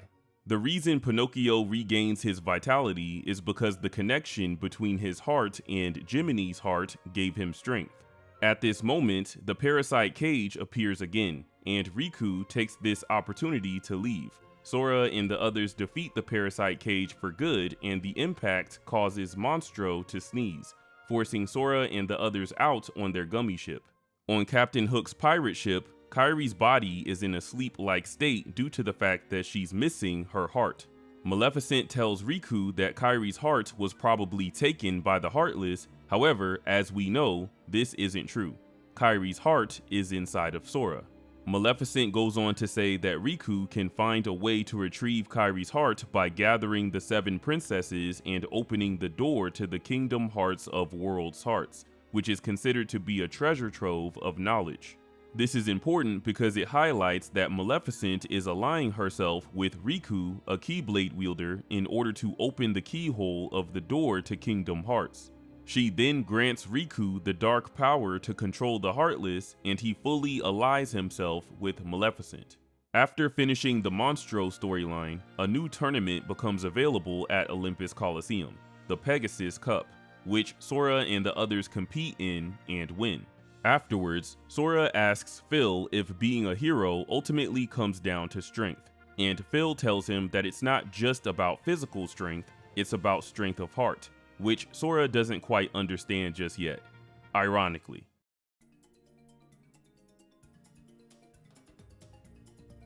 The next world that Sora and the others visit is Atlantica from the film The Little Mermaid. Through Donald's magic, the group takes on forms that are suitable for underwater life, and they encounter Ariel, Sebastian, and Flounder. Sora and the others follow Ariel after they defeat the Heartless, who were said to be heading towards the palace. In the palace, they meet King Triton, the ruler of Atlantica and Ariel's father, who becomes irritated after hearing Goofy mention the keyhole, and it's confirmed that Ursula is the reason why Atlantica is full of Heartless. Sora and the others leave the palace with Ariel, and she shows them her hiding place, while sharing her wish to see the outside world, which Sora understands all too well. Ariel, in defiance of her father, wants to help Sora and the others locate the keyhole. While they don't find the keyhole, they do find a crystal trident that's similar to something that Ariel collected. They bring it back to her hiding place, but when King Triton sees it, he becomes enraged and destroys it with his trident, causing Ariel to leave in despair. King Triton deduces that Sora and the others have come from another world, as well as the fact that Sora is a Keyblade wielder, stating that the one who holds the key only brings chaos. The reason he says this is because while the Keyblade can defeat Heartless, as a result, it also attracts Heartless who seek to eliminate the Keyblade wielder. King Triton tells Sora and the others to not interfere with other worlds before telling them to leave. Meanwhile, Ariel is approached by Ursula and her henchmen Flotsam and Jetsam, who see that Ariel is in a vulnerable state. She tells Ariel that she can make her wish to see other worlds come true, and Ariel leads Ursula to the palace. Once there, Ursula steals King Triton's trident, and when Sora and the others arrive, she disappears. Together with Ariel, who regrets her actions, Sora and the others track down Ursula and defeat her, retrieving the trident. Afterwards, King Triton reconciles with Ariel and Sora. Then, they use the power of his trident to reveal the keyhole, and Sora seals it with the Keyblade. Ariel expresses her desire to see the outside world the right way, and Sora and the others leave for the next world.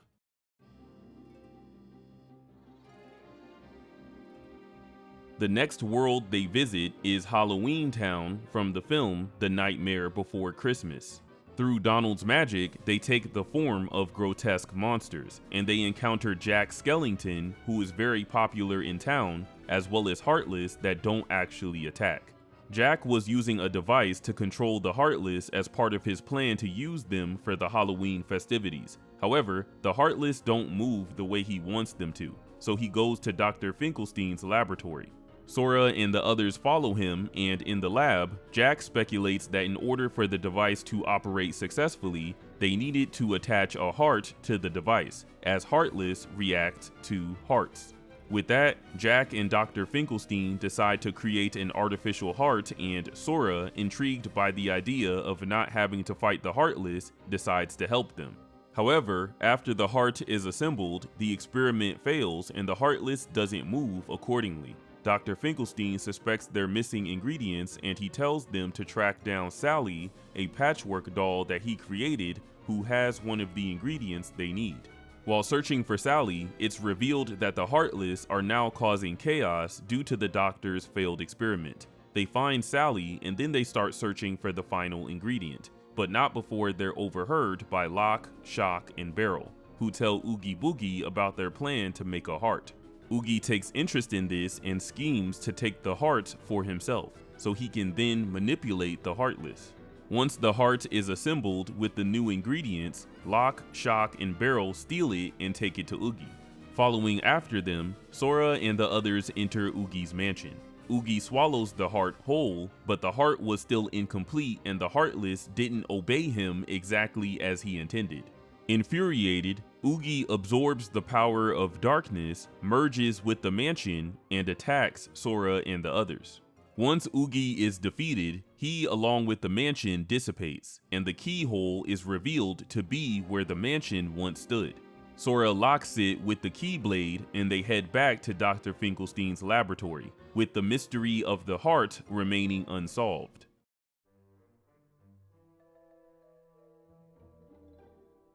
While navigating the ocean between, Sora and the others were attacked by a pirate ship and forced to land in a world called Neverland, from the film Peter Pan. This pirate ship belongs to Captain Hook, and because it's been empowered by the Heartless, it can navigate the ocean between. On the ship, Sora is separated from Donald and Goofy, and Riku confronts him. Riku reveals that he's found Kairi and demonstrates his ability to manipulate the power of darkness by bringing Sora's shadow to life. Then, he drops Sora into a prison hold where he's reunited with Donald and Goofy. While in the hold, they encounter Peter Pan and Tinkerbell, who've come to rescue Peter's friend Wendy, who's been captured by Captain Hook.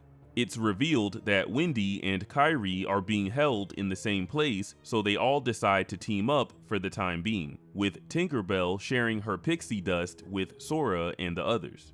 Captain Hook captured Wendy out of his personal grudge against Peter Pan, and partly because he believed Wendy was a princess of heart. But in the captain's quarters, Riku informs Hook that Wendy is not one of the 7 princesses, according to Maleficent, and then he basically tells Hook to throw Wendy off the ship. Hook wants to know what Maleficent is planning, but Riku states that all he cares about is getting Kairi's heart back, with Hook replying that Kairi's heart has probably been devoured by the Heartless, but of course, we know this isn't true. Just then, Mr. Smee, Hook's subordinate, tells him that Sora and the others have escaped and that Peter Pan is with them.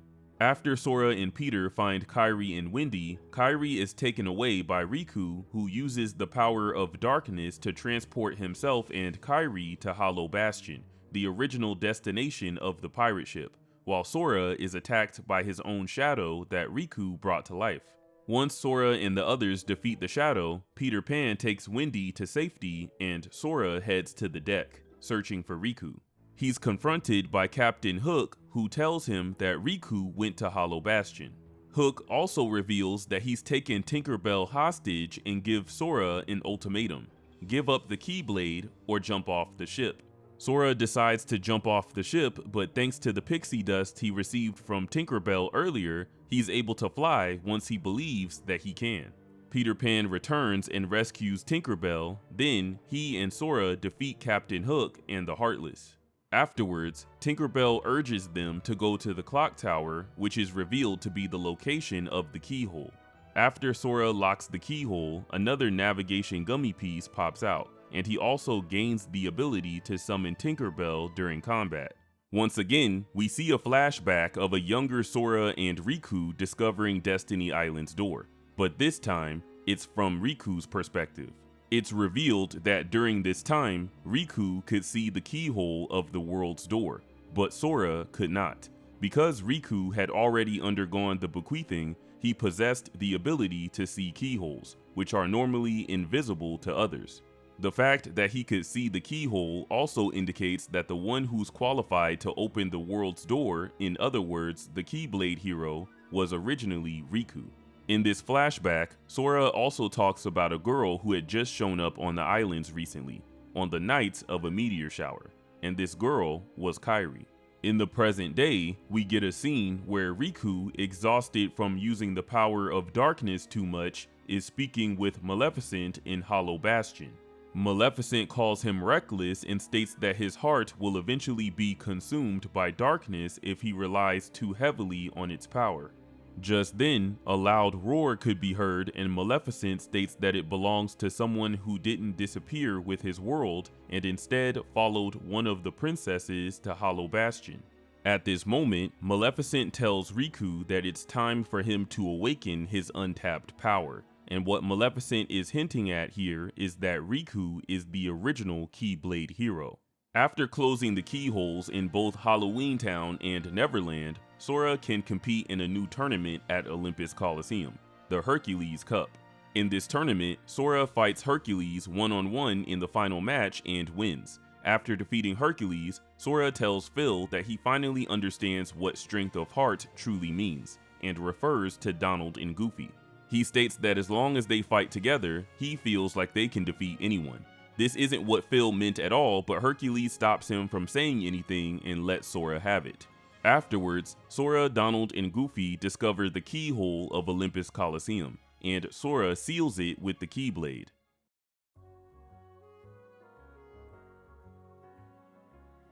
Sora and the others head back to Traverse Town, having completed the set of navigation gummies. During this visit, it's possible to speak with Geppetto and Pinocchio, who ended up in Traverse Town after Monstro sneezed.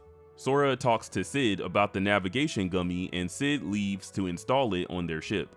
While waiting, Sora becomes anxious about recent events and questions whether Donald and Goofy are concerned, but Goofy simply tells him that they believe in the king's instructions.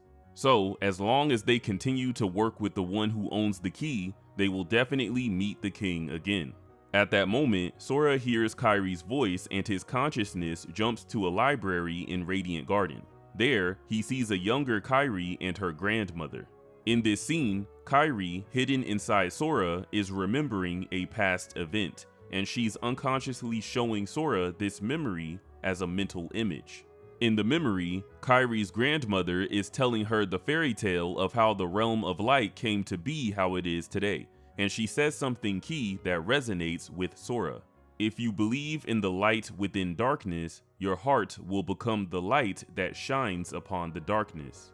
Sora's consciousness returns to Traverse Town, and he wonders if Kairi was calling out to him. Sid returns after installing the complete navigation gummy, but he warns them that the place they're heading is swarming with Heartless.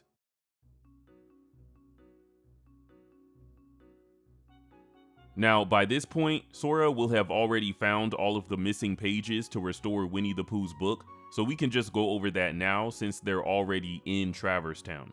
There isn't really any narrative importance to restoring Pooh's book, but with the addition of each missing page, Pooh's friends return. In the first page at the honey tree, Pooh reunites with Piglet and Sora helps Pooh gather honey. In the second page at Rabbit's house, Pooh eats too much honey and gets stuck, and Sora protects Rabbit's carrots from Tigger so Rabbit can make carrot juice to get Pooh unstuck.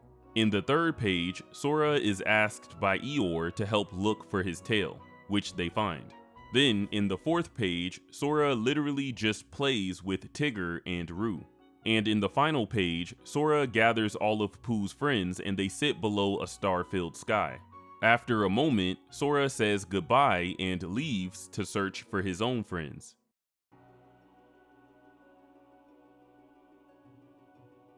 Sora and the others then arrive in Hollow Bastion, and Sora once again felt a sense of nostalgia. Kairi's heart was reacting to the sight of Hollow Bastion, and those feelings were being conveyed to Sora. As they progressed, they encountered Riku, who was confronting Beast from the film Beauty and the Beast, and the owner of the roar that Riku heard earlier. Riku questions how Beast could have gotten there without a vessel and with no help from the Heartless, and Beast replies that he simply believed. Beast had come to Hollow Bastion to find Belle, a princess of heart who was taken from their world, which had been engulfed in darkness. Riku strikes down Beast and Sora confronts Riku, who tells Sora that there can't be two Keyblade masters. While this is what he says in the English version of the game, in the Japanese script, what he actually says is that there's no need for two heroes. Then, stating that the Keyblade will choose, Riku raises his hand and the Keyblade then transfers from Sora to him. Riku then states that only the Keyblade Master can open the secret door and change the world. However, once again, in the Japanese script, he's not saying Master. He actually says that only the true hero can open the secret door, which is a reference to Riku opening the door to Destiny Islands earlier in the story. Riku then gives Sora a toy sword after telling him that he doesn't have what it takes to save Kairi, and Donald and Goofy reluctantly leave with Riku, as their instructions from the king were to work with the one who holds the key. Sora is obviously devastated in this moment, but he sees Beast get up despite his injuries. Beast is determined to find Belle no matter what because she's precious to him. Sora is inspired by this because just like Beast, he has someone precious that he wants to find no matter what. He takes the wooden sword and together with Beast, they enter the castle of Hollow Bastion. At this time, having collected all of the princesses of light, Maleficent uses their power to manifest the keyhole of the door to darkness. Meanwhile, Sora is separated from Beast and is then confronted by Riku, who is still being followed by Donald and Goofy. Riku states that the darkness will destroy Sora and he transforms by covering himself in the power of darkness. Fun fact, in this form, on Riku's chest, he has the same black heart that appears on emblem Heartless, but it doesn't have the cross of red lines. And according to Nomura, this is meant to symbolize that Riku is not completely consumed by darkness as you would think.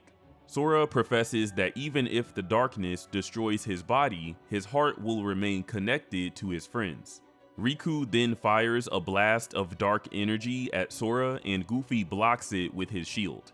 By the way, the fact that Sora seemingly couldn't get out of the way in time, but Goofy could move from behind Riku and block the attack is insane.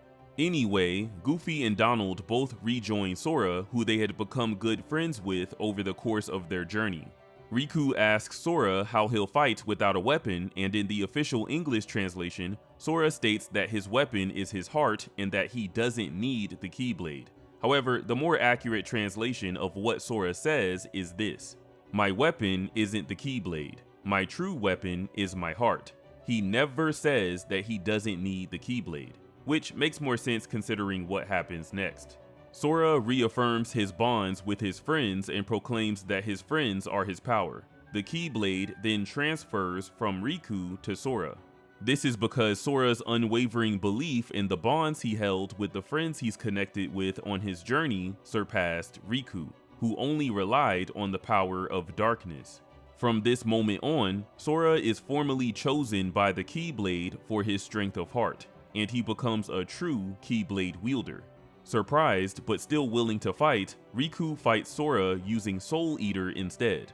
Riku is defeated and returns to his original form before running away in disbelief.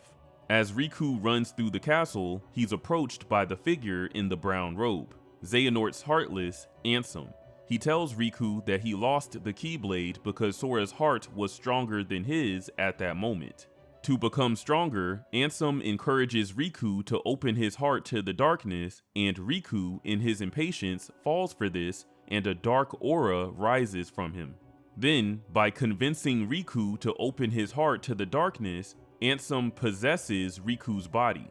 The next time we see Riku, he's back in the dark form we saw earlier, and his voice sounds doubled because it's the voice of Riku and Ansem, who's possessing Riku's body. Together with Maleficent, he stands in front of the keyhole of the door to Kingdom Hearts. He then summons the Keyblade that can open it, the Keyblade of Heart, which was formed from the hearts of the princesses. However, both the keyhole and the key are incomplete without Kairi's heart. Fun fact, if this Keyblade was complete, the tip of the blade would form the shape of a heart. But until Kairi's heart is found and released, the keyhole will remain incomplete. As Sora and the others are approaching, Maleficent tells Riku to watch over the princesses while she deals with them. Maleficent is defeated and retreats, but she's then approached by Riku as Sora and the others arrive. Riku turns the Keyblade of Heart towards Maleficent and uses it to open her heart to the darkness. Maleficent embraces this power and transforms into a dragon. However, she's defeated once again and her body is scattered into darkness. Before leaving, Riku states that Maleficent failed to see that she was being used by the Heartless from the very beginning. And in Ansem's case, he used Maleficent to gather the 7 princesses in order to access the Kingdom Hearts of World's Hearts. Sora rushes after Riku and finds Kairi fast asleep. Riku tells him that the keyhole will remain incomplete as long as Kairi remains asleep. Sora recognizes that Riku's body is being possessed, and Riku confirms that Kairi's heart is within Sora. As proof of this, Riku points the Keyblade of Heart at Sora, and his chest began to glow. Kairi's heart was reacting to the Keyblade. Sora asks the man possessing Riku's body who he is, and he replies that he is Ansem, Seeker of Darkness. He approaches Sora and attempts to release Kairi's heart from his body with the Keyblade of Heart, in order to complete the keyhole. Sora, hearing Kairi's voice, fights back and ultimately defeats Riku, who disappears and drops the Keyblade of Heart. However, darkness began to pour in from beyond the keyhole, and because it was incomplete, Sora could not close it with the Keyblade. To save Kairi and complete the keyhole, Sora picks up the Keyblade of Heart and pierces himself in the chest with it, in order to release Kairi's heart. As a result, the Keyblade dissipates as the hearts of the 6 princesses that formed it, as well as Kairi's heart, are returned to their respective bodies. Once Kairi awakens, the keyhole is finally completed and opens. However, Sora's heart was also released and plunged into darkness, due to using the Keyblade of Heart on himself. Kairi rushes towards him, but Sora's body disappears. At that moment, Ansem appears, although he has morphed Riku's body to reflect his own unique appearance. He attempts to get rid of Kairi, but Riku uses his will to fight back and restricts Ansem's movements, telling Kairi, Donald, and Goofy to run away. Meanwhile, Sora, who released his own heart and lost his body, had become a Heartless. He sees Kairi and the others escaping and follows after them. Something I want to highlight here is that Sora, like Xehanort, was able to retain his sense of self, and once again, it's speculated that this was due to his willing abandonment of his heart. When Sora's Heartless catches up to them, Kairi realizes that it's Sora and embraces him, as a swarm of Heartless try to attack them. At that moment, there's a blast of light. The Heartless disappear and Sora returns to his human form. The deep connection between Sora's and Kairi's hearts became light and pulled Sora from the darkness, even restoring his human form. More Heartless appear and Beast fights them off. He tells Sora and the others to leave as more Heartless are on the way. Sora and the others listen to him and leave Hollow Bastion.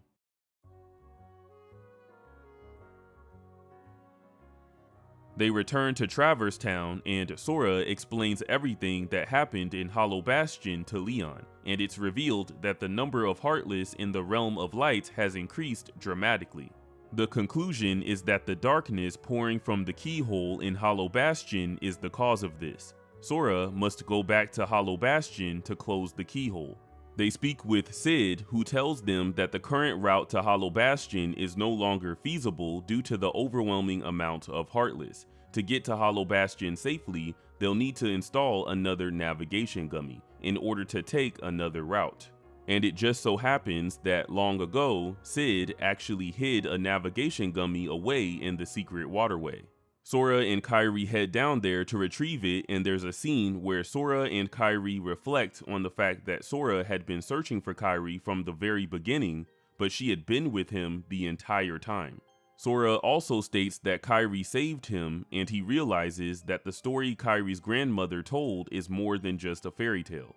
Now that he's returned to his human form after being consumed by darkness and becoming a Heartless, he comes to believe that even in the deepest darkness, there is always light.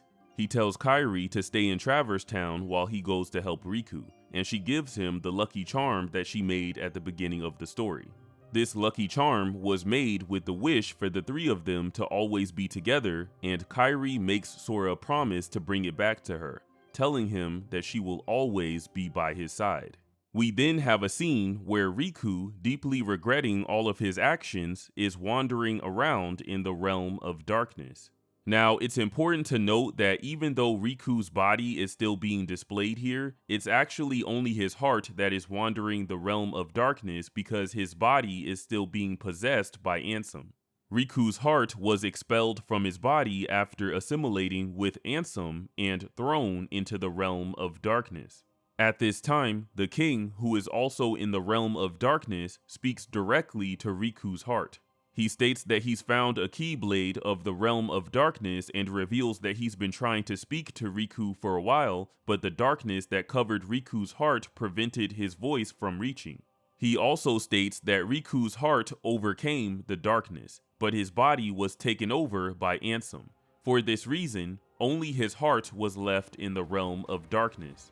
The king goes on to say that 2 keys and 2 hearts are needed to close the door to darkness. In this case, the 2 keys would be the Keyblades of Sora and the king, and the 2 hearts would be Sora and Riku. After feeling Sora's heart and seeing that he's okay, Riku is relieved and presses on. His heart had become so strong that he would no longer allow the darkness to control him.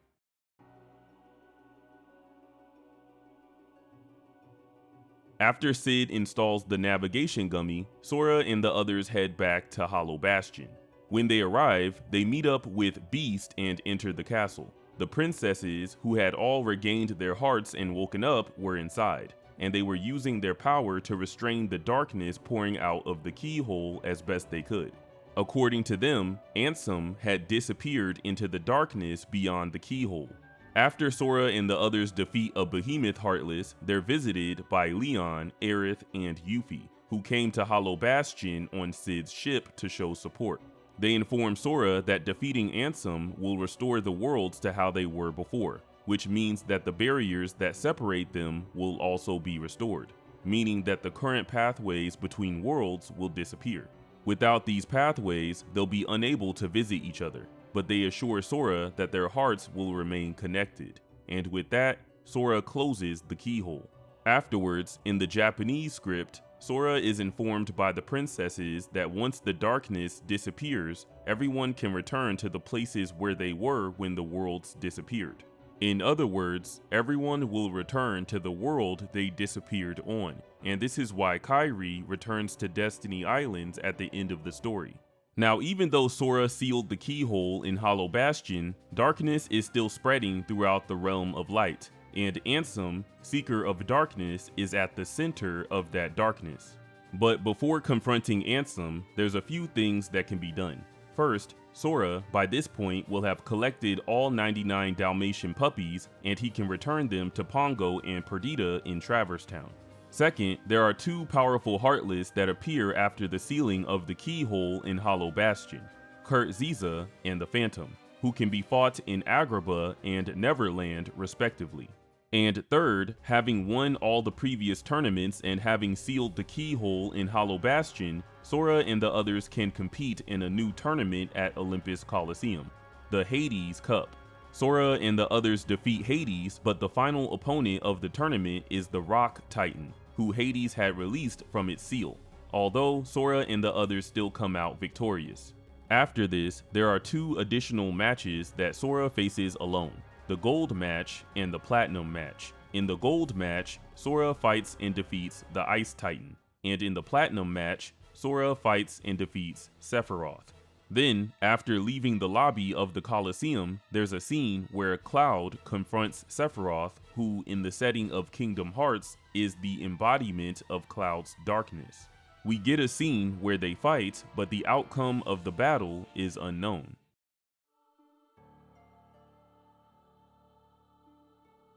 With all that wrapped up, Sora and the others head towards Ansem, and they reach the end of the world, the epicenter of the darkness that's threatening to engulf the entire world. The end of the world appeared after the keyhole created by the princesses was opened, and it's also stated that the end of the world appeared beyond space and time, which sounds pretty cool.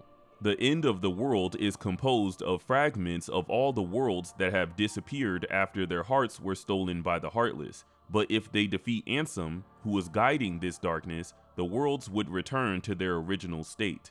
However, this would also mean that the end of the world would disappear in the process. Sora and Donald wonder what will happen to them once this world disappears, but Goofy reassures them that as long as they have their hearts, they can return to their friends. Now, after Sora and the others enter the end of the world, a mysterious gate appears in Hollow Bastion. Very weird timing, I know.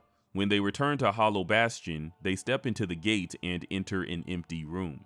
At that moment, a man in a black coat appears out of nowhere and walks through Sora, and in that instant, a whirlwind of Sora's thoughts and words from the past rushed through his mind. The man in the black coat, like the king and Kairi had done before, spoke directly to Sora's heart. Goofy wonders if this man is Ansem, but as most of us know by now, this man is not Ansem. His name is Xemnas, and he is the nobody that was created when Xehanort separated his heart from his body and soul 9 years ago. So to put it very simply, Xehanort's heart became Ansem, Seeker of Darkness, and his body and soul that disappeared was reborn as Xemnas. Meaning that Xehanort had a very strong heart because only those with exceptionally strong hearts can produce nobodies that retain a human appearance. Xemnas challenges Sora to a battle in order to test his abilities, and after confirming how strong Sora is, Xemnas disappears after stating that he himself is just an empty shell. With that out of the way, Sora and the others return to the end of the world, searching for Ansem. During their search, they discover the World Terminus, which includes sceneries from worlds that Sora and the others have already visited, hinting that these worlds are also on the verge of being engulfed in darkness. As they progress, they also come across a laboratory with strange machines. This is where Xehanort researched the darkness of the heart, and if Sora and the others examine the computer, they discover a message that Xehanort wrote. This message summarizes Xehanort's plan to use the Heartless to devour all worlds and create the end of the world, which sounds pretty cool now that I think about it. He has them create the end of the world. He also goes over the connection between the princesses and the door to darkness, as well as his belief that the Kingdom Hearts of World's Hearts is in fact the Great Darkness. Now, something I want to highlight is that in this message, Xehanort confirms that only beings of darkness can physically pass through the door to darkness. So yes, this is also stated in the story. Now, after defeating the demon of Fantasia, also known as the Chernobog, Sora reaches the final door, and once again, he hears the king's voice. And once again, only Sora can hear him because the king is speaking directly to Sora's heart. At this time, he tells Sora not to be afraid, states that Sora's heart is the strongest weapon of all, and says that Sora is the one who will open the door to the light. After going through the door, Sora and the others find themselves on a piece of Destiny Islands. They encounter Ansem, who has taken Riku's body for his own, and Sora attempts to reach Riku, but Ansem states that his heart has returned to the darkness. He then proclaims that the world began in darkness, so naturally, the world will end in darkness, stating that the heart is no different and that the true form of the heart is darkness. However, Sora, speaking from the experience of his entire journey, states that the heart may be weak and succumb to darkness at times, but within the depths of darkness, there is always light.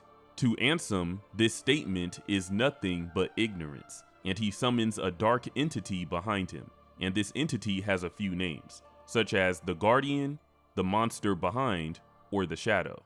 At this point, the final battle to decide the fate of the entire world begins. During this battle, the surrounding area is engulfed in pitch black darkness, and within this expanse of darkness, the door to darkness, also known as the door to the Kingdom Hearts of World's Hearts, can be seen on a platform in the distance. Ansem points out that there is not even a glimmer of light, and at that moment, an embodiment of darkness, known as the World of Chaos, appears. Then, Sora and the others begin to fall into the darkness. As he falls, Sora hears Riku's voice and rises once again to face Ansem, who has fused with the World of Chaos.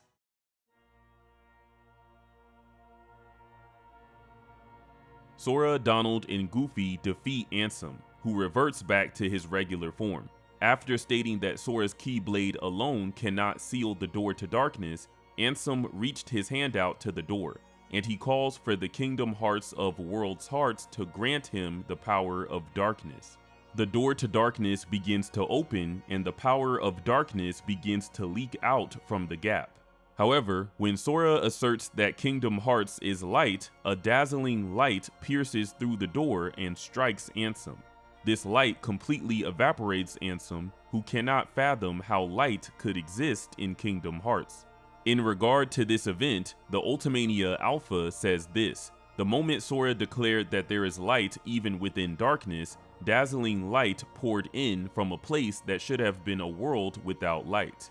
As if to say that the very heart that believes there is light in any darkness is the light within darkness. Sora, Donald, and Goofy rush to close the door to darkness, and to their surprise, Riku appears from the inside of the door. Riku regained his body after Ansem disappeared, but because his heart had been thrown into the realm of darkness, he returned to his original state on the inside of the door. As they attempted to close the door, Heartless appeared one after the other, and at that moment, the king appeared holding a Keyblade called the Kingdom Key D, also known as the Kingdom Key Darkside, a Keyblade of the realm of darkness. The king urges them to close the door and reassures them that there's a door to the light somewhere, the door to the light being a door that allows beings of light to pass through and return to the realm of light. He says this because only beings of darkness can physically pass through the door to darkness. So the king, who is not a being of darkness, and Riku, who overcame the darkness, cannot pass through. But as far as the king is concerned, he had to stay behind anyway in order to lock the door to darkness from the realm of darkness side. Sora and the others continue to push the door, and the king thanks Donald and Goofy, while Riku tells Sora to take care of Kairi. Once the door to darkness is finally closed, Sora raises his Keyblade of the realm of light, and the king raises his Keyblade of the realm of darkness, and they seal the door. The door to darkness disappears, and beyond where the door once stood, a path was laid out before Sora and the others. As he reminisced about the past, Sora turned around and saw Kairi standing in the distance. When Sora reaches Kairi, her footing begins to separate from the path that Sora and the others are standing on. Now that Ansem has been defeated and the door to darkness has been sealed, the end of the world has begun to collapse. Sora promises to come back to Kairi one day, and they completely drift apart. Before Kairi knew it, she was back on Destiny Islands, and she watched as countless lights rained down everywhere. These lights are actually fragments of the worlds that had disappeared into the darkness. The end of the world had decomposed into fragments of the worlds, and those fragments have become light as they attempt to regain their original forms. As the lights fall all around Kairi, Destiny Islands is restored in front of her and regains its heart, along with the other worlds that were engulfed by the darkness. Also, everyone who disappeared along with their world was brought back as well. Kairi then returns to the secret place and discovers the drawing that Sora modified at the beginning of the story, and she sheds a tear. We then cut to Sora, Donald, and Goofy, who ended up in a new world after walking down the path that was laid out before them. According to Nomura, the platform where the door to darkness appeared was part of another world. So after Sora and the others walked down the path behind the door, they ended up in the restored version of that world. As they continue on, Sora states that they have to find Riku and the king, and out of nowhere, they encounter Pluto, who has a letter from the king in his mouth. The final scene is Sora, Donald, and Goofy chasing after Pluto, embarking on their next journey. With that, we have reached the end of the main story section, but we're not done. Next, we'll be going over the secret movies that are shown after the conclusion of the story. Another Side, Another Story, and Deep Dive.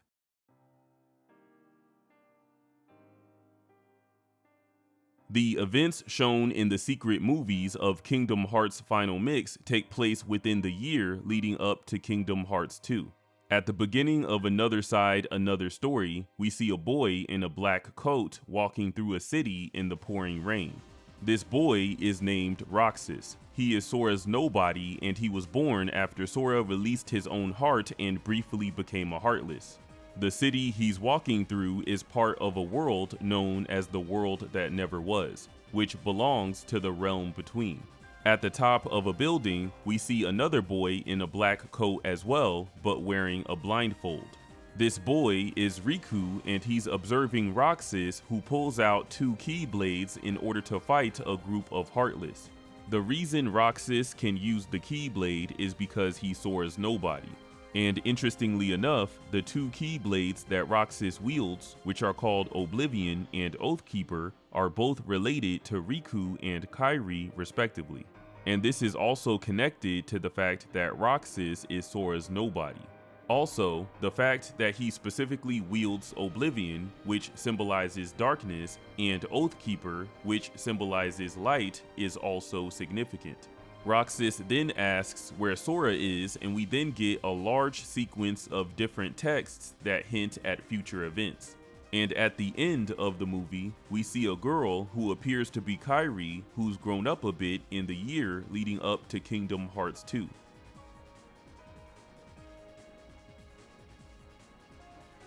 The next secret movie, Deep Dive, is an expanded version of Another Side, Another Story.